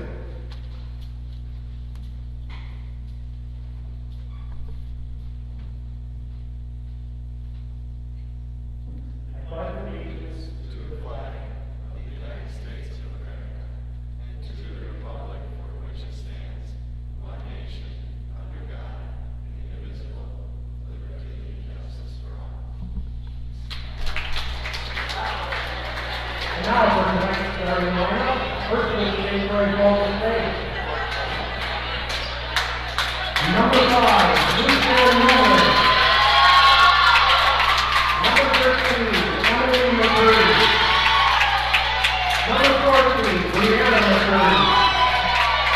Number 15, Olivia Myron. And number 30, Jenna Livingston. The favorite goal by Anthem is taken by Adam Goldwine, Amy Gilmore, and Holly England. And now for our Montgomery Blackhawks. Junior number 11, Brooke Black. Sophomore number 13, Ryan Rohill. Junior number 15, Kate Rohill. Junior number 43, Ann George. And junior number 53, Maggie Johnson. Blackhawks are coached by Steve Johnson and assisted by Lane Tom and Brandon Paul. Officials for tonight's game: Thomas Wise, Croix, and Eric Jack. All right, so we are back here for the inbound to start the game off. I'll turn play-by-play duties over to Jordan. Senior Emily McCurdy will inbound to Brianna McCurdy, her sister. At point, she'll fire it over to number 5, Lucia Newman. Top of the key back to Emily. Emily will shoot a mid-range jumper. McCurdy for 2. And the Saints up early 2-0. And they're going to apply some token pressure here. Oh, gotta watch the back. Yep. Manny Jensen will bring it up for the Hawks. Marnie Romehill will take control. Marnie signaling the offense to get started. Anna Jordan will get it on the right wing. Over to Maddie Jensen on the left. Back over to the right to Brooke Clapp. Low post entry to Anna Jordan is disrupted by a number of Saints. And a held ball called. That'll go to the Blackhawks. Number 30, Emma Cooper, the senior, getting a hand on that one for the Saints. Also in the game right now, 15, Olivia Myron, along with the McCurdy's, Cooper, and Newman. Ball entered to Marnie Romehill. She'll dribble it around, fake a pass to make a pass, and she'll get it to Jensen, who will get it back to Clapp. Central Falls is very active defensively, which is going to make it a lot harder to get a good look. Myron playing some tough D. Anna Jordan will take a 3 from the right wing, and that's not going to hit anything. Brooke Cladd will get the ball back as Marnie Romehill, the 5-footer, will get the rebound. Brooke Cladd will fire a 3, and that's good. And the Hawks take an early lead, 3-2. This gym gets loud, and it was loud on that shot. 3-2, Hawks up. Marnie Romehill will defend Brianna McCurdy. The pass over to Newman. Screen set by Cooper. Over to Myron. Myron will put a move on Anna Jort. Newman will take the 3, and that's off back iron, but Myron, the leading rebounder, she'll collect and back up. No good, but Cooper will get a hand on it, but that'll go to Brooke Clapp. Clapp pushes the pace for the Blackhawks. She'll turn around, and Emily McCurdy, the senior, will get called the 1,000-point score for her first foul. Viterbo commit Emily McCurdy, leading scorer for the St. Croix Falls Saints. Yeah, she just entered the 1,000-point club there a couple, I think, last week. Joined her teammate, I believe Myron did it the end of last year. Myron, the second leading scorer at 16.5 points a game for these Saints. Hawks in the early lead, 3-2, 16 minutes and counting in this first half. Tough defense there by Myron. Maddie Jensen will go right by her. And that's a tough running layup by Maddie Jensen. Good. 5-3, Blackhawks in the lead. Emily McCurdy will bring it up for the Saints. Over to Newman. Down early to Myron. And Myron will go up through a lot of defensive effort there by Jort. And Brianna McCurdy, good looking shot from the top of the key, no good. Kate Grosskreitz running out, but she won't get a look. Brooke Cladd will take it for the Hawks. What's your opinion on this tempo so far, Jeremy? You know, we've had more sustained offensive possessions, which I think is what we have to do. You know, St. Croix Falls is going to do what they can to speed it up, but their pressure in the backcourt hasn't really forced that tempo. So I think this is a tempo that we'd be comfortable playing with. But it's going to be a lot easier to speed up than it is going to be to slow down anymore. If that makes sense. Tough pass there from Jort. Brooke Cladd will put up a contested layup, no good. Myron, leading rebounder, will get it for the Saints. Over to her, McCurdy. McCurdy will fire to Newman, who will right back to McCurdy. Nice give and go, but no call on the contest by Brooke Cladd, and that will go right back to Cladd. That's a steal by Newman. Newman will get it back to Emily McCurdy. She'll look at her options. Back to Newman. We'll get to Cooper. and that was tipped by a Blackhawk out of bounds. So that last possession is really not what you want to deal with.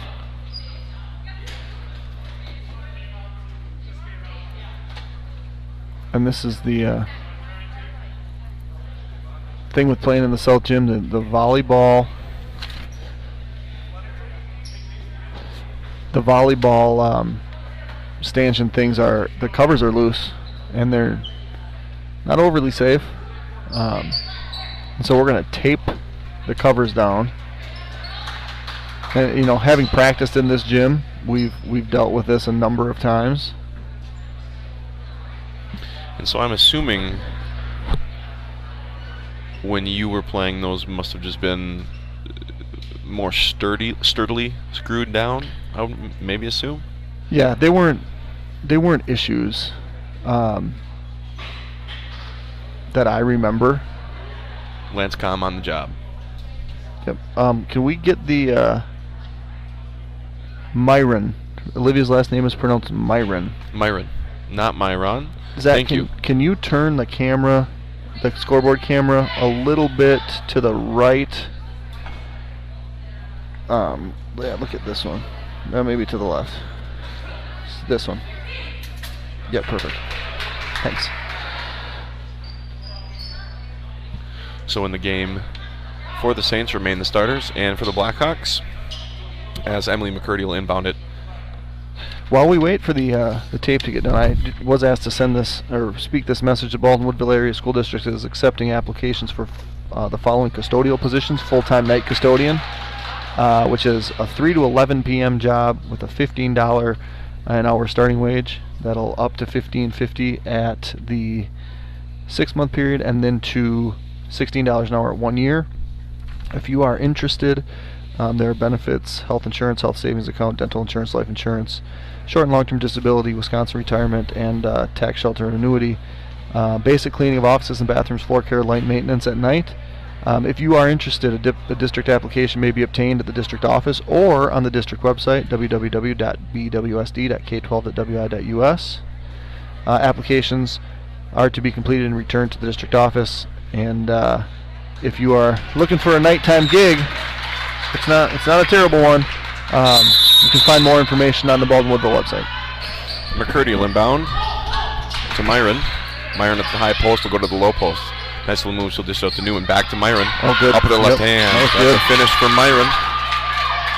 5-4. Hawks in the lead. 5-4. Once again, St. Croix Falls applying a lot of pressure. Emily McCurdy on the ball right now. Brooke Klatt will go all the way to her left. She'll dribble it back, try to find somebody. She's still trying, and she'll find Marnie Romehill. This gym gets loud. St. Croix Falls teammates clapping on this possession, the whole possession thus far. Amanda Jensen looking for options. Hannah Jort working hard on the low post. Marnie Romehill will shoot a mid-range, and that's going to roll in. 7-4, Hawks in the lead early. 14 minutes and counting in this first half. Brianna McCurdy will bring it up for the Saints. To Myron quickly. That wasn't Emily McCurdy will curl, There you and go. that's good. 7-6. That wasn't a great pass that was made across court, but it just so happened that Marnie's girl wasn't looking in the right direction. Ball slipped over her head, and Marnie got a good look.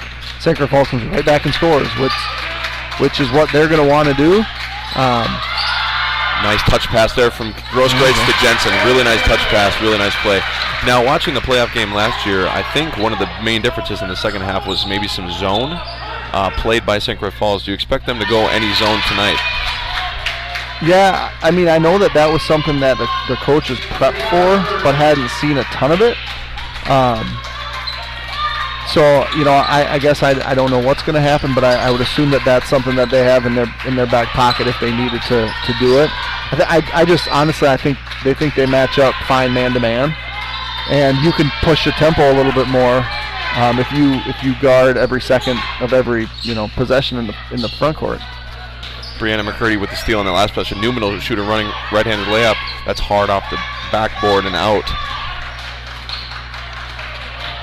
Emily McCurdy guarding the ball once again.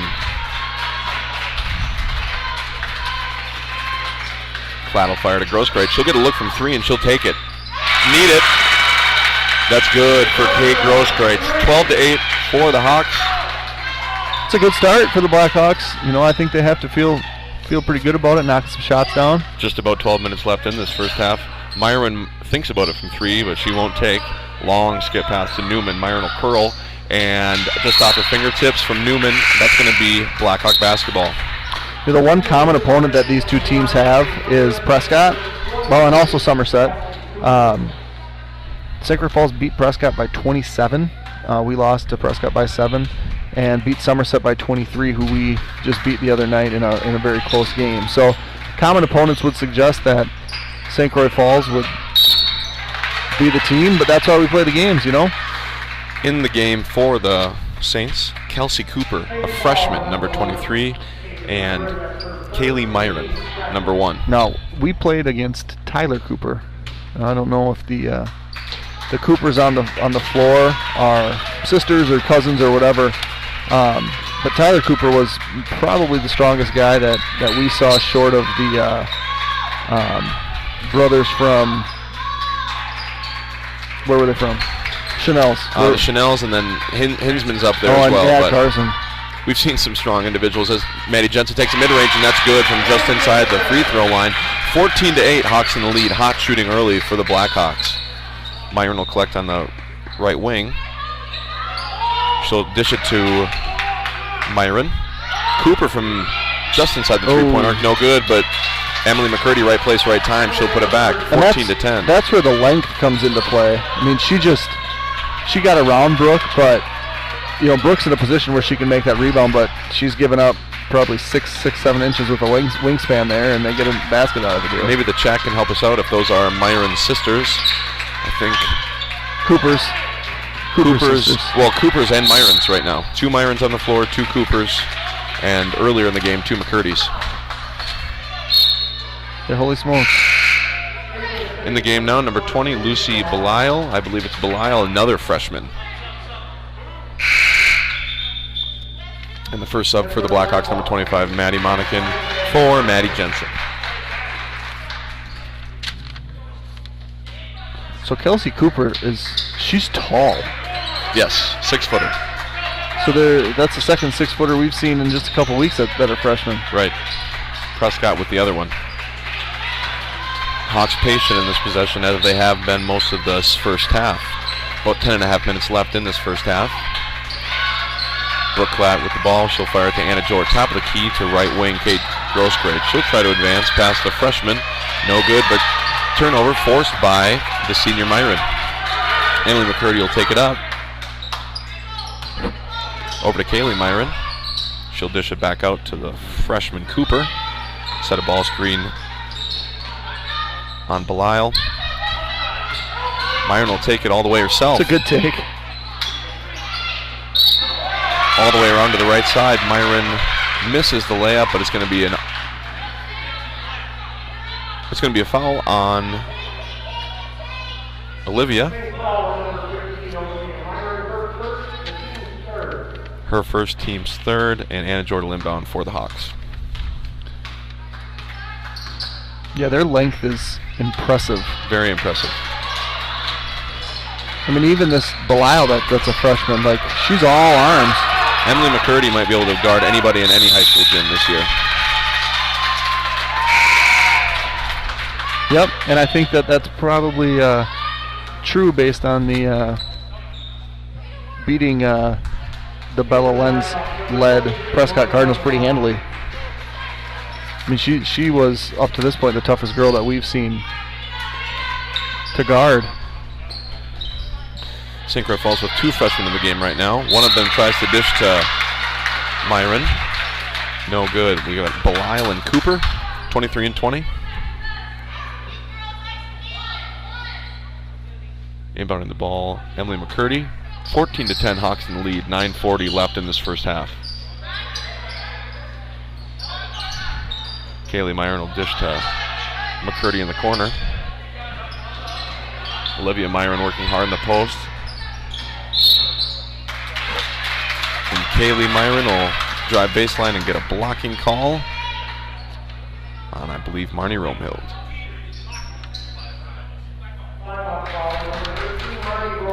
St. Croix Falls will go 4 across with Kaylee Myron inbounding. Lob pass to Olivia. Good move. Nice up and under by Olivia. And that's 2 for Olivia Myron. 14-12, Hawks remain in the lead, but St. Croix Falls battling back. She's got 4. McCurdy's got 6 so far in this early stages. Brookclad up to the task, taking Emily McCurdy to the left there, and McCurdy will get a foul called. Her second. And her sister will relieve her. Brianna McCurdy in now for Emily. Yep, she's a difference maker. Cooper's are sisters and Myron's are sisters. And Tyler Cooper's their brother. Thank you. I'll screw up that first name. Miss Edwards and Miss Pennington. In the game, Morgan Margolowski for the first time.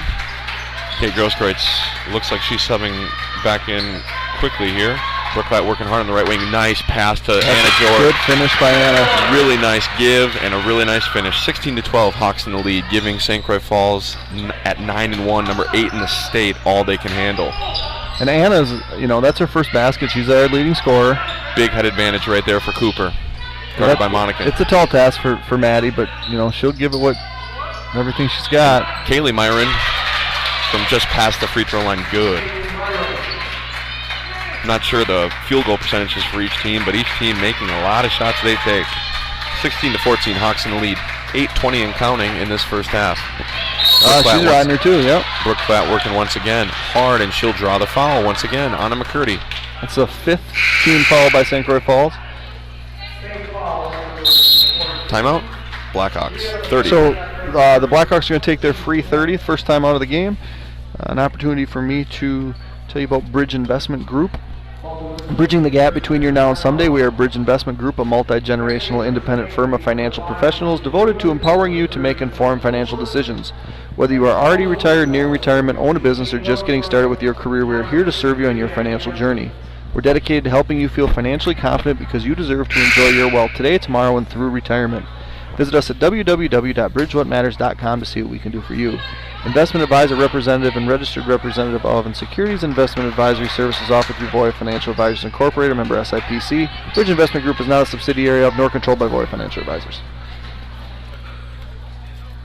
Tyler Cooper, I believe, went to the U of M to play football. Is that? Absolutely.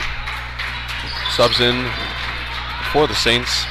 Sister, Emma Cooper, back in. I believe it's the original starters minus Emma McCurdy.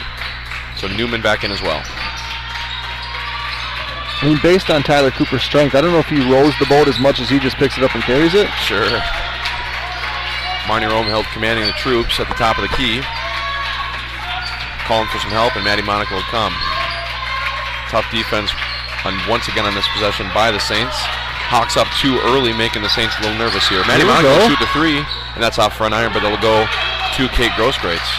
And Marnie Romehead will set up shop once again. The clapping of St. Croix Falls, I mean, even though this is what Baldwin wants, the clapping just makes you uncomfortable offensively because it's like you're not doing what you're supposed to do. Right.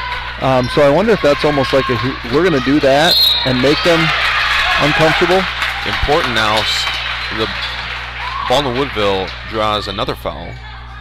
Saints now have 16 fouls. Baldwin Woodville on the next foul will be in the bonus with over 7 minutes left in this first half. And that's Myron's second too. They are a little bit deeper. They play more girls than we do. Freshman Cooper will go to the scorer's table. I'm assuming to check in for Olivia Myron. Morgan Margolowski will collect at the top of the key. Working hard to keep possession of the ball. Marnie Romehill, a couple pass fakes. Oh. Maddie Jensen, tough take there. Couldn't quite get it by Emma Cooper for the bucket. Newman will bring it up calmly on the right wing, fired over to Brianna McCurdy, who will fire it over in the corner to Kaylee Myron. I think this next 6 minutes is really going to be a telltale sign of how this game's going to go because, we've not gone super deep into our bench. That's and as we get tired, things start to happen like that. That was a high-level move by Olivia Myron, but just really off good. the left circle. So hopefully we can, And after quick breathers, Anna Jort and Brooke Platt back in the game. But the depth, I won't call them issues, but depth concerns this season have been real for the Hawks. Yeah, I mean we've led a number of games at halftime, and then come out flatter in the second half. And when you ask 5 girls to really play 30-plus minutes, it becomes an issue. And in mass, too. I mean, Brooke Klatt's probably not going to come off the floor tonight. And she's going to be tasked with guarding the best player. And Anna Jort will shoot bonus free throws. Anna's our leading free throw shooter at 77.8%. She's shot the ball. I mean, she didn't make that three early, but she shot the ball in this situation really well this year. And she'll make it 17-14. Hawks in the lead. She got 3 tonight. On the floor for the Saints, Cooper and Cooper take up the blocks. Kaylee Myron, Brianna McCurdy, and Lucia Newman. I believe it's Lucia. Once again, help me out in the chat if I'm wrong. Morgan Margolowski will guard the ball. That's how it was announced in the starting lineup, so that's what you should go with. Emma Cooper at the top of the key to the younger McCurdy. Over to Newman. High post handoff from Cooper to Newman. We'll find Brianna McCurdy with a good look. No good. But the long good pass. Kaylee Myron with the long arms is able to reach over Marnie Romehill or Brooke Klatt with a good pass for the bucket. 18-16. Hawks in the lead. Under 6 minutes left in this first half. We've mentioned it a number of times, but it's impossible not to notice the length of this St. Croix Falls team. Running left-handed layup by Anna Jort. She's got it tied for a team high now with Maddie Jensen, the HF 6. 20-16. The foul disparity significant at this point. Hawks only with 1 team foul, and St. Croix Falls picking up their eighth team foul for the Saints. About 5.5 minutes left in this first half. And before people get bent out of shape because it's 8-1, St. Croix Falls is way more aggressive. They defend the passing lanes way more aggressively than BW does. They attack the boards harder, and as a result of that, you get called for more fouls. I don't know that any of these calls shouldn't have been called. And I don't know that we've necessarily got away with anything on our end either. And BW has learned to play under control. This is a trend for Baldwin Woodville. They have been very good with not getting into foul trouble because they cannot afford to. 22-16, Maddie Jensen knocks down both free throws. 6-point lead, approaching 5 minutes left in this first half. Newman will drive baseline. That's going to be picked up by Marnie Romehill, the sophomore, the 5-footer. And the Hawks will battle out of the backcourt. And that one, Marnie, knowing that we have an abundance of timeouts and knowing that we can get a break, having possession is important. If you call one quick when you're trapped, I don't think anybody's going to think poorly of that. That's a bad pass. That's a tough pass there from Maddie to Anna Jort, and that'll be intercepted. And the first taken timeout for the Saints, as they'll call a 30. St. Croix Garage Doors provides Western Wisconsin with top quality garage door sales, service, and installation. We proudly serve Baldwin, Woodville, Hudson, Richmond, River Falls, Stillwater, Menominee, and surrounding areas. Give Brian a call today at 715-781-8989 for a quote, install, or service. Firehelm Langer is a CPA firm with offices in Baldwin, Ellsworth, River Falls, and Lake Elmo. At Firehelm Langer, our clients are our top priority. We offer the skills and expertise of a large CPA firm combined with the personal attention and responsiveness of a smaller firm. When you partner with us, we take the time to get to know you, understand your goals, and build a lasting professional relationship. We invite you to turn to us at Firehelm Langer for bookkeeping services, payroll services, financial projections, tax preparation, tax planning, and all of your accounting and tax needs. So it's hard to imagine a more ideal start for the Blackhawks. But this St. Croix Falls team has played a lot of high-level competitive basketball. I don't imagine they're shaking in their boots just yet. 4:40 left in this first half. Brianna McCurdy will take a free throw, and that'll count for 2. 22-18 now. She's got 4. Yeah, I think the important And here we thing, see the zone. There it is. Yeah. And the length in this zone is going to be, that's a Perfect really find, and good Anna Jort will pass. finish.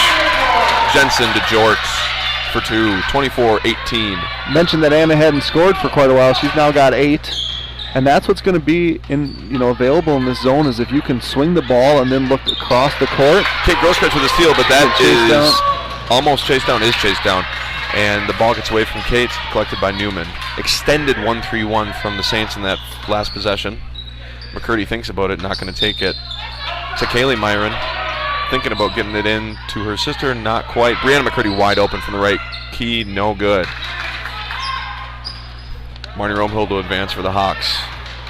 So what Brooks got to do is not bury herself, so you can make that reversal pass easily. Keep your spacing, so it's harder to be trapped, because things like that are going to happen. Fighting for it is Jensen, but Brianna McCurdy will get it. She'll shoot a left-handed layup, and it's good. 24-20. She's got 6 now to join her sister with a team-high 6. Call this Act 2 of the game tonight. The zone, see how the Hawks can handle it. Overload aside is what you got to do. Work high-low. Once again, it's lost at the high post, and once again, it's a run-out layup. Newman will take it. She's going to go up strong, and that's a tough call, but it's a call. And second team foul will go on Brooke Klatt. Newman will go to the line, looking to make it a 2-point game for the Saints.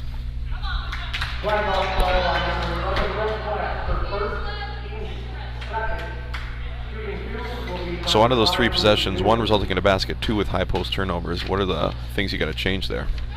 Well, I think you have to have your other top girl be more available for a reversal, which in turn will allow better spacing. Don't be afraid to look to the baseline to see what's there, and then operate to the short corner. 30-second timeout by the Blackhawks. Yep, and that's going to be to make some adjustments. Spacing's to me the most important thing. And it's added importance when you're playing a team as long as St. Croix Falls, because if the spacing is close and that girl can be, one step closer to the destination of the pass, it's going to be a hard pass to complete. Precision Truck Service is a full-service heavy truck and trailer repair shop located in Baldwin, offering all types of general repair for heavy truck and trailer, diesel, mobile service, alignment, computer diagnostics, welding and fabrication, and sandblasting. As a Michelin heavy truck tire dealer, we offer best in pricing on Michelin, BFG, and New Royal tire brands, balancing and installation.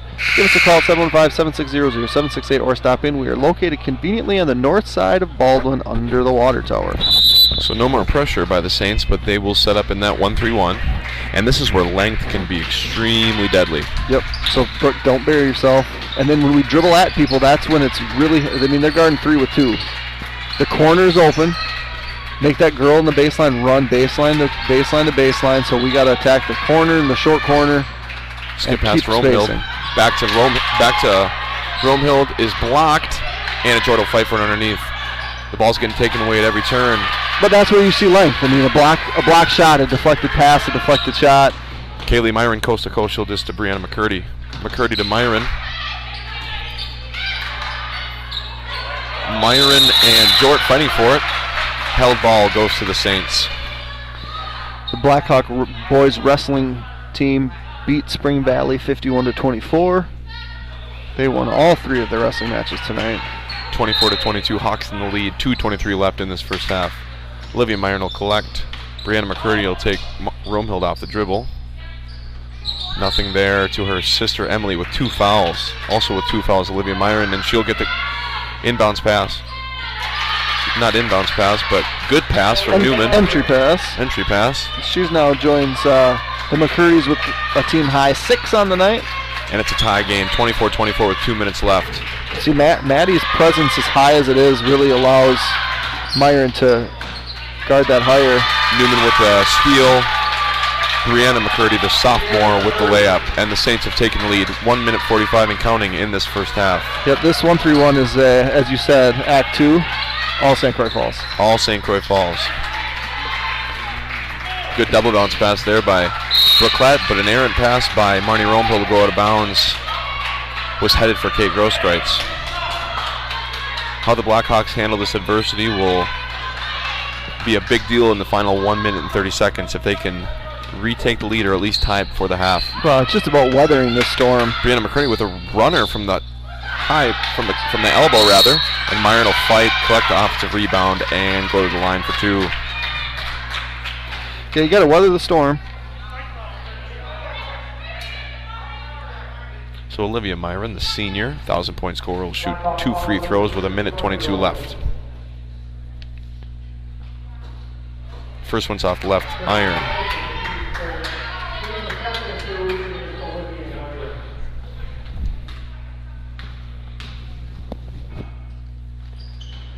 Second one's true. 27-24, Saints in the lead. 1:20 left in this first half, sorry. And another steal. So Maddie's got to find that girl. Find the girl that's got. Wow. Excellent transition basketball by the Saints. Boom, boom, boom. Bucket for Olivia Myron. 29-24. That pass from Brianna McCurdy was a exceptional pass. By the sophomore. Once again, the length coming into play for the Saints. Marnie Romehild looking for what to do. Brookline will get it to the corner. Jord has it in the corner. Skip pass to Romehild. Oh, good. Who will finish with a layup, 26-29. She finds herself in the right place at the right time. Good skip pass by Jord. Brianna McCurdy, the sophomore, bringing it up for the Saints. Kaylee Myron's all alone. She'll drive. Nice pass to Newman. Back to Kaylee Myron. Off front iron. They passed the ball really well. Heads up play by Myron. That's going to be a held ball. Heads up play by Myron to get that tie up. They'll stay with the Hawks, but the possession arrow will go back to the Saints here. Under 30 seconds left in this first half. Hawks started fast, started really well. But you saw the pace of the game turn up when they went to the 1-3-1. Well, went to the turnovers as well, the steals. Yeah. But it became more of a track meet, and when you're winded. Kate Grosskreutz from the corner, need it almost. And they're running out. And they'll run Newman, but Marnie Romehild. She didn't possess it. That was hard. She thought she was going to go over and back, so she tried to save it. A lot of batted balls there as Kaylee Meyer will run in for the layup, and it's good. 4, 3, 2, 1. 31-26 is going to be the score at halftime. Saints in the lead, 31-26. Yeah, and I think it was 14-16 when I said, how is this half going to end? And we got outscored 17-10. I don't know exactly what the score was when they went to a zone. But that certainly was a difference maker. So just a rundown here on points. Olivia Myron leads St. Croix Falls with 9. The McCurdy sisters, Brianna McCurdy with 8. Emily McCurdy with 6. Caitlin Myron with 5. Emma Cooper with 2. Caitlin Myron with 4. Emma Cooper with 2. Lucia Newman with 2. For the Blackhawks, leading scorer is Anna Jort with 8. Tied with Maddie Jensen, who also has 8. Marnie Romehild with 4. Brooke Klatt and Kate Grosskreutz with 3 apiece for 26 total. We're going to take a break here. We will be right back with you in just a couple of minutes before the start of the second half.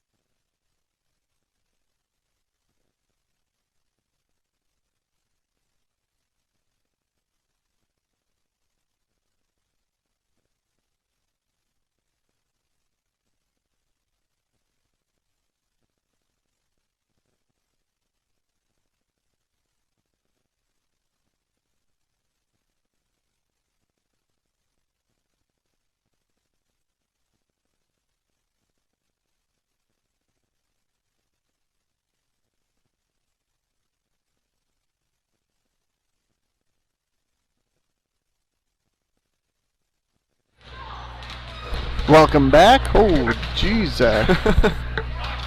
You give the guy one responsibility, and all of a sudden you're loud. Two Oh, yeah, well, you didn't have to do the camera yet. Welcome back to the second half of action here. St. Croix Falls with a 5-point lead over the Baldwin Woodville Blackhawks. The Blackhawks jumped out to a quick lead and held that lead for the first about 12 minutes of the game before St. Croix Falls switched to a 1-3-1 and gave the Blackhawks fits. A lot of fast breaks, and really kind of, I'm not sure what the word I'm looking for, but when the Blackhawks are shooting bonus and the St. Croix Falls, well, the Blackhawks have one team following St. Croix Falls has put us in the bonus, and all of a sudden they switch to a zone, and the tides turned in a hurry. So I would anticipate more of that 1-3-1 coming out. Jordan, what was your take on that first half of ball? Well, it just goes to show that this St. Croix Falls team, they go into every game knowing they're going to win. It's just how, right? They wait for their opportunities. They're very patient. They didn't panic, and they found a way to exploit the Blackhawks' weaknesses. Now, will the St. Croix Falls Saints win? I'm not sure. The Hawks have a half to prove that they can be the victor, but you know, it was very impressive how quickly and how effectively they transitioned to that 1-3-1, and we'll see how the Hawks do in facing it in this second half. Inbounding will be a McCurdy, Emily to her sister Brianna. Yeah, Emily McCurdy's been very impressive in this first half, even though she's scoring 6 and she's averaging 17. She looks the part of a college basketball player. Absolutely. She's committed to Viterbo. Newman will get at the top of the key, and that's going to be disrupted by Marnie Romehild, but collected eventually by Olivia Myron. Oh, yep, she's just going to be stronger. Backside Emma Cooper with the board, another board by Myron. The Saints on the offensive glass get the bucket off of a couple offensive rebounds there. 33-26, 7-point lead for the St. Croix Falls Saints. That puts Myron in double figures. She's now got 11 for the game, and you know, we got that one deflected pass and then didn't come up with it, and we're going to need all the bounces. Right. Because there you miss that opportunity and then you end up allowing 3 shots. And you can't have that if you're going to come back against a really good team. Assistant coaches be a turnover. Encouraging a corner entry on that possession, but no such thing happened, and a turnover as Newman will get a look from the corner. And no good, but Brianna McCurdy with a putback. 9-point lead for the Saints, 35-26. And now she's in double figures, and we're going to get a quick 30-second timeout, which is going to be a free timeout, which we need. Coach Jensen is not thrilled, and while he lets his girls know that he's not thrilled, I'm going to thank all of our sponsors: A-Star, American Family Insurance, Fire Helm Langer, Timmerman Realtors, St. Croix Garage Doors, Wisconsin Credit Union, CW Garage Door Distribution, Nielsen's Foods, Village Pharmacy, Bridge Investment Group, Precision Excavating Enterprises, Precision Truck Service, Danmar Systems, Culvers of Baldwin, Progressive Dairy, Schaefer Financial Services, Blackhawk Garage Door, O'Connell Funeral Homes, First Bank of Baldwin, Baldwin Lightstream, Strikers, Lanes, and Sports Bar, and Anytime Fitness. Thank you, sponsors. This is a gut check time for the Blackhawks because there's 17 minutes left in this game that could go very poorly or could go well and could make it competitive again. Yep. But the Saints know how to pour it on. And well, this is foot on the throat time. Absolutely, and they know it. And the bench of St. Croix Falls knows it as well, as they're going crazy. And they've done it before. When there's experience suffocating a team, it just becomes really enjoyable for the teams. Hawks got to prove it. And they're started with it. And a Jort high post to low post, 28-35, 7-point lead now for the Saints as the Hawks battle back. It's going to take defense and rebounding. Oh, and there's another one. Right Gotta place, have right that. time for McCurdy as Romehild had her back to the ball. Free throw by Emily McCurdy, the senior, the 1,000-point scorer. 9-point lead once again for the Saints. 1-3-1 once again. Brooke Klatt will break it. She'll penetrate, pick up her dribble. Kate Grosskreutz thinks about it in the corner. Back to Kate. From Klatt, skip pass to Romehild. Good swing. Kate Grosskreutz alone in the corner. Need it. Got it. 28 going to 31. 31-37, 6-point game. Kate's second 3 tonight. She needs a little bit of time, but when she gets that time, she's pretty good from out there. Emily McCurdy will have it. Get it to Olivia Myron, the 6-footer. She'll think about going to Cooper, but that's a really nice move, just short off the iron. Hannah Jort with a nice rebound. She heard her coach and responded. Brooklat up the left-hand side of the lane, trying to beat the Saints to the press, or to the zone rather. Turn and kick. Oh, she's got to pivot more. Skip pass, one more. Brooklat in the corner, need it. Off back iron. Ooh, and just misplaced pass there by Croix. Jensen was alone at the left post. Possession arrow stays. Whoa. Yeah, we didn't get it at half. So possession arrow stays with the Blackhawks. 6-point game, 31-37. Saints in the lead. Brooklat will post up on Emma Cooper. A little bit of a mismatch there. Not in our favor. Brooklat will collect for the Hawks. And this is, 1-3-1. A little confused there for a second. Skip pass to Marnie Romehill. Need it. Corner. 3 not good off the front iron. Brooklat will reset. 3 consecutive threes taken for the Hawks at this point. Last 2 haven't gone. Brooklat will come away with the ricocheted pass off a couple knees. Yeah, I don't know how that didn't end up in the St. Croix Falls hands. Romehill in the corner once again. Good passing on these last few possessions by the Hawks. Skip pass to Platt. She'll think about entering into Jor with pretty good position. That's a double dribble. Too good to be true. St. Croix Falls moves so quickly defensively. And their length, and not that we haven't mentioned it before, but they're able to because they're obviously athletic, but they're so long that their arms just make them appear closer than they are, and you hesitate, and it's over. St. Croix Falls putting on a defensive clinic so far. Really nice athletic save by Brianna McCurdy. And that's going to be a held ball. And Emma Cooper will come out with it. St. Croix Falls coach not happy with the call, but that'll stay here with the Saints. Possession arrow back to the Hawks. Well, it was a really quick whistle. 14 minutes left exactly in this first half. Brooklat thought about the steal there. McCurdy will get it to the elbow. Cooper to the opposite wing, Newman. Newman faking many passes. She'll go left hand. Olivia Myron with the mid-range. In and out. Those are the shots that need to go in and out for the Hawks to come back in this one. Brooklat once again taking the ball up. Maddie's got to get more active in the middle. Marnie Romehill with a good look. Kate Grosskreutz with a good look. We got to get it to Brooke because that's a shot she has made and will. But like I said, they close so quickly. Yep, the high post, not a great place for the ball to be for a long time against this 1-3-1. Maddie Jensen will turn and look, and she'll get fouled. And we'll see what the ref signals here. Is this a shooting foul? It's a third on McCurdy. Emily McCurdy. Oh, no, on 3. So Maddie Jensen has a chance to 30 edge into the St. Croix Falls lead, which now stands at 6. First one off front iron and in. 32-37, Hawks down 5. Really nice response in the second half after a lackluster bit of that first half. And to start the second half, they went on a little run. They were up 9 points. Maddie Jensen. Second one good. 4-point game. Saints in the lead 37-33. Hawks on their way back. Hawks need every stop they can get. The talent of St. Croix Falls can't be understated. The height, the length. 9-1, number 8 in the state for a reason. A lot of physicality on that defense possession by Maddie Jensen. And she can do that because, like we mentioned, she's done a good job staying out of foul trouble.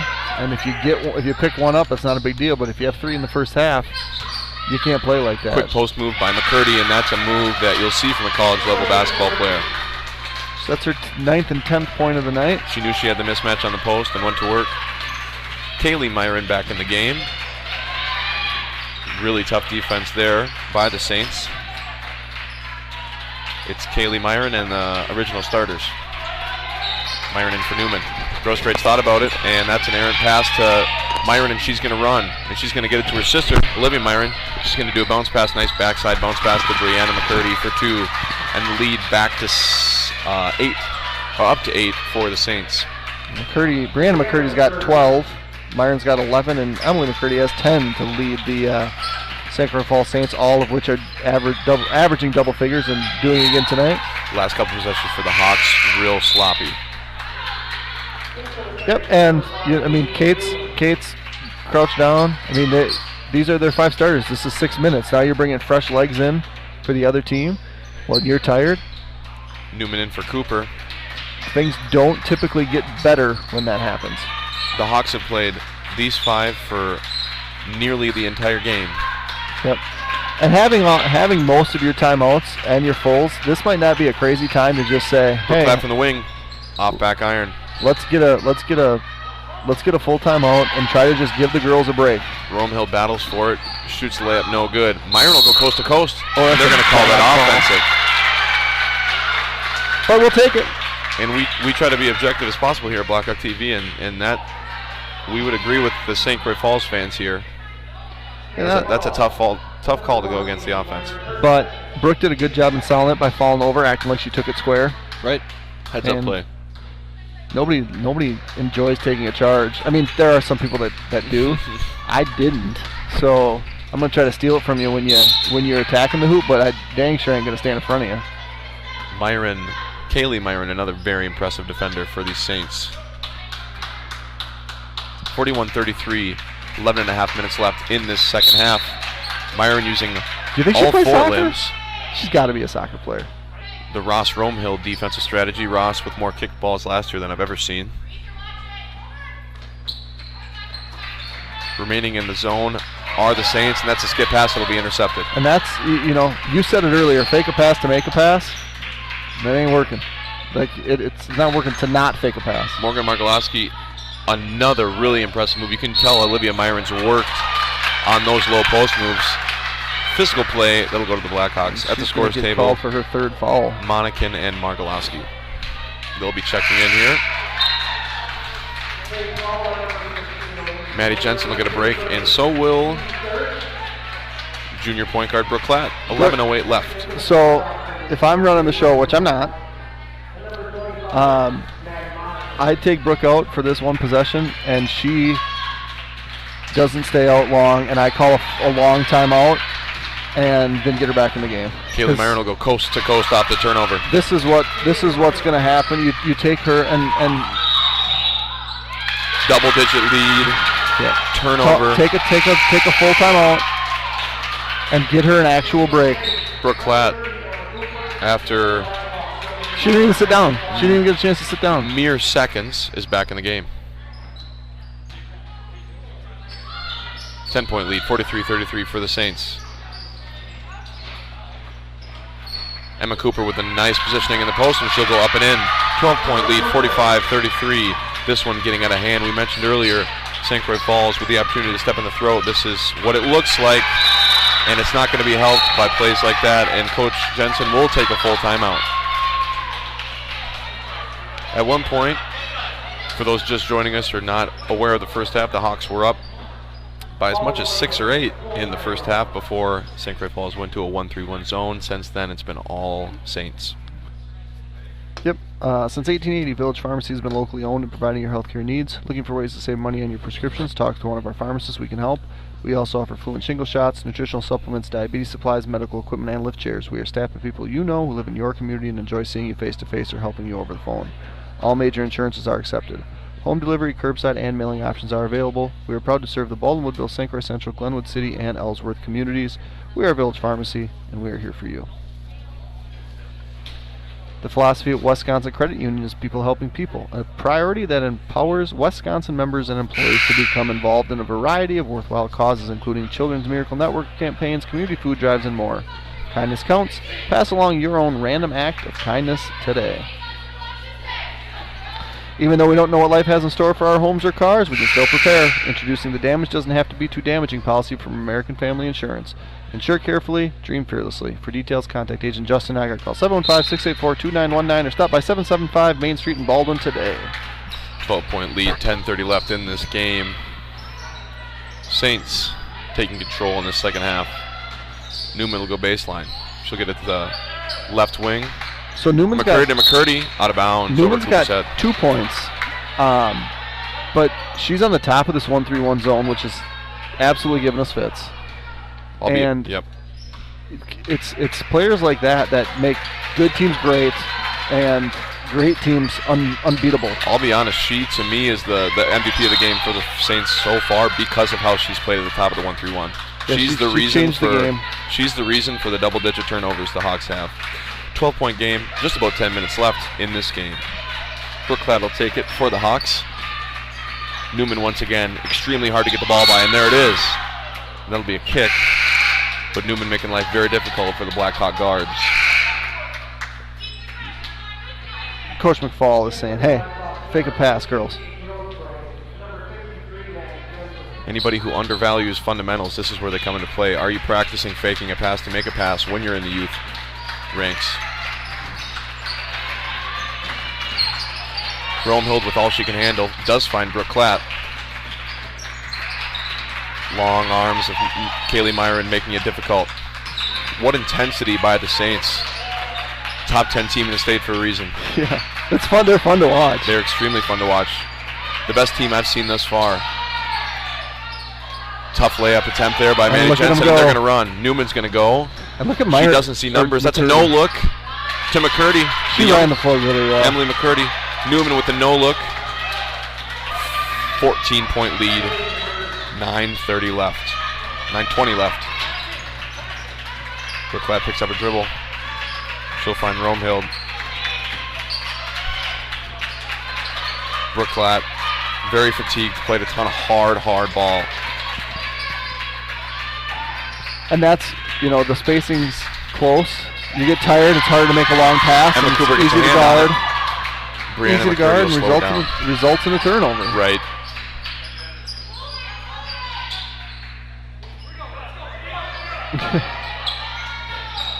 I'm not sure exactly what we said, but it elicited the response because SCF rocks. Well, they are tonight. 14-point lead. Kate Grosskreutz looking to dip into it. No such take.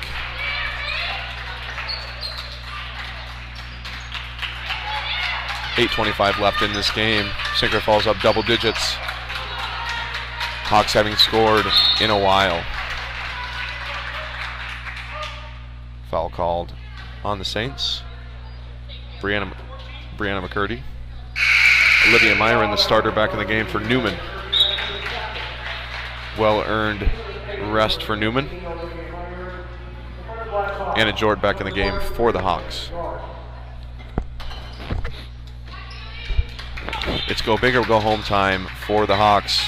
14-point lead needs to be erased starting now, but that's not a good start. As a violation is called on Klatt.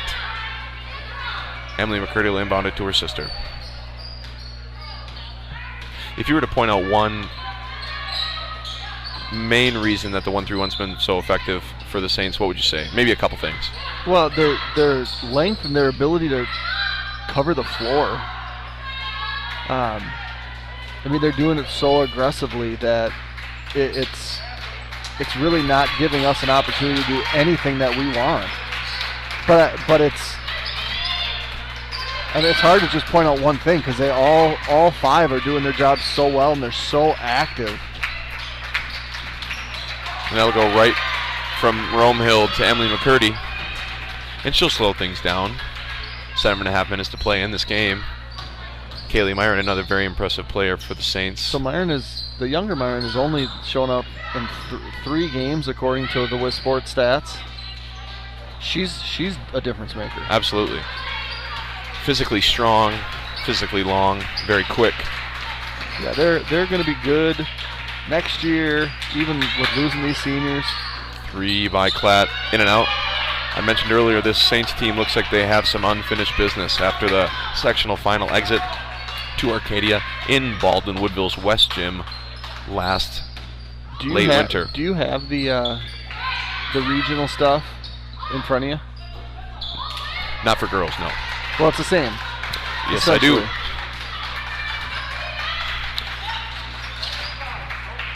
So if the girls' regionals are seemingly identical to the boys, St. Croix Falls will be paired with Bloomer Elk Mound, Osseo Fairchild, St. Croix Central, and Unity in 1B in Division 3. Unity is a good team. Very good team.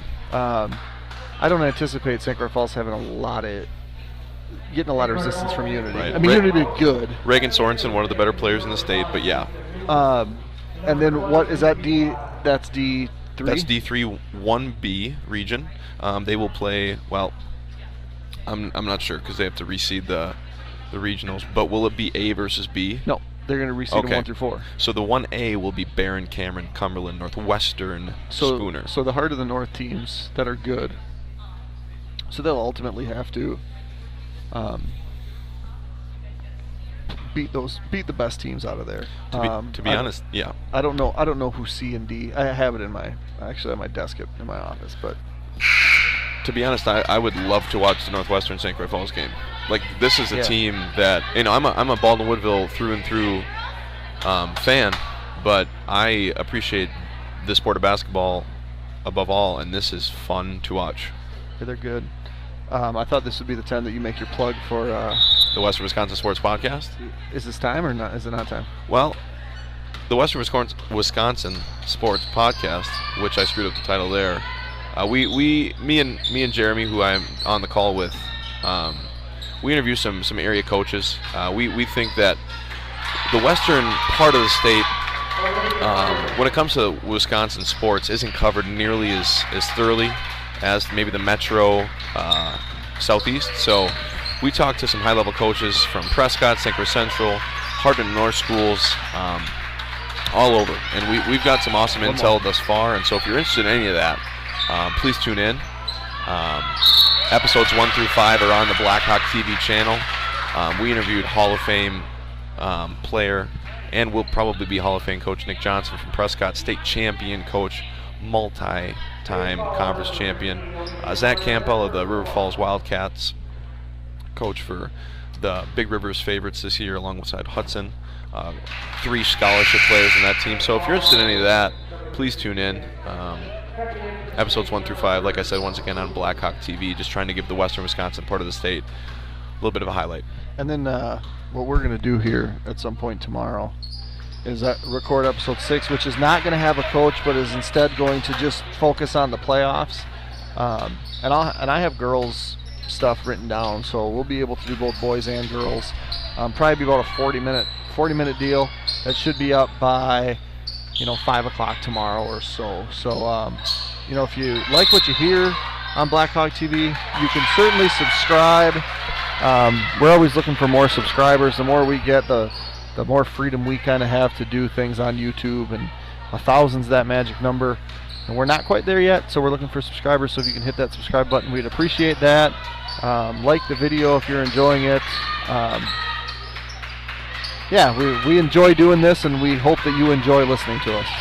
St. Croix Falls with another steal, and Kaylee Myron will take it hard to the rack, and she'll be fouled. 14-point lead for the Saints. Kaylee Myron looking to make it 15 or 16. Curious if the chat can help us out if it's if this is just situationally a good game for Kaylee Myron to play in, or if it was some other reason that maybe it's only been 3 games. Curious. Off front iron and in. Yeah, she's got 9 tonight. 16-point lead for the Saints, looking to get a big road non-conference win here in Baldwin Woodville. Brooklat with a risky skip pass gets through. Romehild has it. Mandy Jensen fights for it. Swing.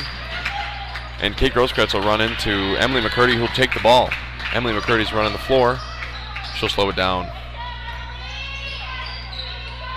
Wise senior. Myron thought about it. Ball screened by Newman. And the Saints patient, looking for the best shot. In the game, Kaylee Myron. Newman, Emma tough. Cooper. Freshman Belisle, and Emma Cooper fights for that bucket. And Emily McCurdy. The lead close to 20. 18-point deficit for the Blackhawks. 14-14 left.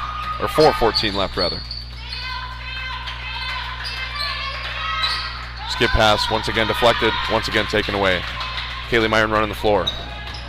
One more. And almost was a beautiful combination there from Newman to Myron to Belial. Kate Grosskreutz with a tough move, and she'll shoot 2. I'll be honest, I kind of hoped when she caught that one that she was going to just drop a behind the back bounce pass. I'd wear a Saints #1 jersey if that would have happened. I know, I was about to say, might become your favorite player thus far. Other than 41 on the JV, of course. She's coming in. And Mara Nygaard, For shooter. without even seeing her, I mentioned her, but she will enter the game. Color analyst Jeremy Nygaard's daughter. The quickness of a Nygaard, the shooting of a Turk. Yeah. We'll see how she does, and some of her still young varsity action. She doesn't ever practice with the varsity, so she doesn't really know any of the plays. She'll match up with freshman Belial. Mara Nygaard guarding the ball now. Newman will take the corner 3, and that's off back iron through to Brooke Klatt. 16-point deficit for the Hawks. Martin just wants to square up and shoot a 3, I'm guessing. Brooke Klatt will take it in the left wing. She'll bounce pass it to Nygaard, Yeah. who gets a bounce pass away. Jensen caught with it, and the pass will go out of bounds. Olivia Myron will check back in for the Saints. The senior, the 6-footer, the 1,000-point scorer. And she'll check in for sister Kaylee. Just kidding. She'll check in for Emily. Yeah, it's a pretty nice deal they got here when they can just roll sister in for sister and all. And another just thing I always can pretty good. notice, I do a lot of strength and conditioning work here at Baldwin Woodville, is this Saints team has worked extremely hard in the offseason. They are strong. They're long, and they're athletic, but they are very strong. I almost thought you were going to break out some Sir Mix-a-Lot there when you started rhyming. A lot of times you can see it in the shoulders, the delt development, and this is a pretty impressive group. Kaylee Myron with a kind of a sidewinder move there, and she'll go back to the free throw line. Marnie's got her 3rd foul. 2:43 left in the game. 53-37. The Saints have taken control. And I mentioned it in the first half, and it rings true. This game has been a game of 2 halves, 2 acts, and it wasn't separated by the first and second half. It was separated by when St. Croix Falls transitioned to that 1-3-1. Yep.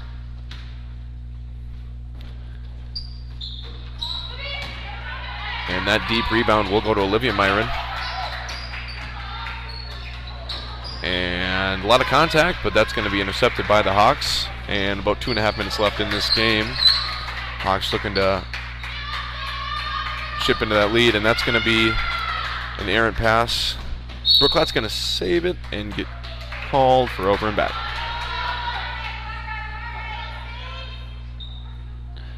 Curious to see how long St. Croix Falls leaves their big guns in. That's a good point. I'm not sure what their rest of the week looks like for them. This is the Hawks' 3rd game of 4 they will play this week. That ball was not tipped. Kaylee had a broken foot. She just got okayed to play. So she looks pretty good for having recovering from a broken foot. I would imagine a lot of these girls are multi-sport athletes. I can only imagine that this team, I mean, I have no idea, but they look like they could walk out a pretty good volleyball team as well. Yeah, that's a good question. I don't have an answer there. But I'm assuming you're right, yes. Free throw length jump shot is good for Maddie Jensen. 17-point lead for the Saints. Maddie's got 14 on the night.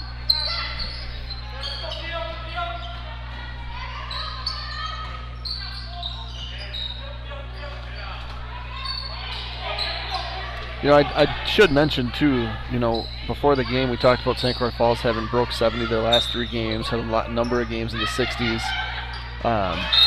There's a decent chance here that we're going to hold them under 60. Right, which is impressive in its own right. Yep. But you're not gonna win a lot of games failing to break 40. Correct. But no, I thought we battled really well. Came out strong, and if we handle that press or handle that 1-3-1 better, it's a different game. But that's a big if, because that 1-3-1 was a problem for us. And all the St. Croix Falls fans listening, appreciate watching this team play. I know that, speak for Jeremy and myself, when we'll be following this team closely coming up in the playoffs. And yeah, really nice group. Yeah, for sure. Freshman Cooper back in the game. That one goes out of bounds, just out of her reach. Minute 13, just over a minute left in this non-conference contest. Obviously, this won't have any effect on the Blackhawks' middle border standing. They will still be in third place. And St. Croix Falls, like I mentioned before the game, they are technically in fourth place in the Heart of North, but they are lined up. They control their own destiny to get the conference crown once again. I believe that's the first free throw that Baldwin Woodville's missed. They were 10 for 10 up to that point. Impressive stat in its own right for the Hawks. So you make 10 free throws and you score 39. You're not exactly filling it up with a high field goal percentage. Myron will spin around and decide to just shoot the mid-range, and that won't fall. Olivia Myron been very impressive on both the low post and the elbow positions tonight. Mandy Jensen will shoot the three, and that's off back iron. The freshman, Cooper, will collect. And under 30 seconds left, the Saints will come away with this one. And another impressive victory, a lot of contact on that. Kaylee Myron's right back at it, though. She took a shot, and she's down. She's down the game. That was violent.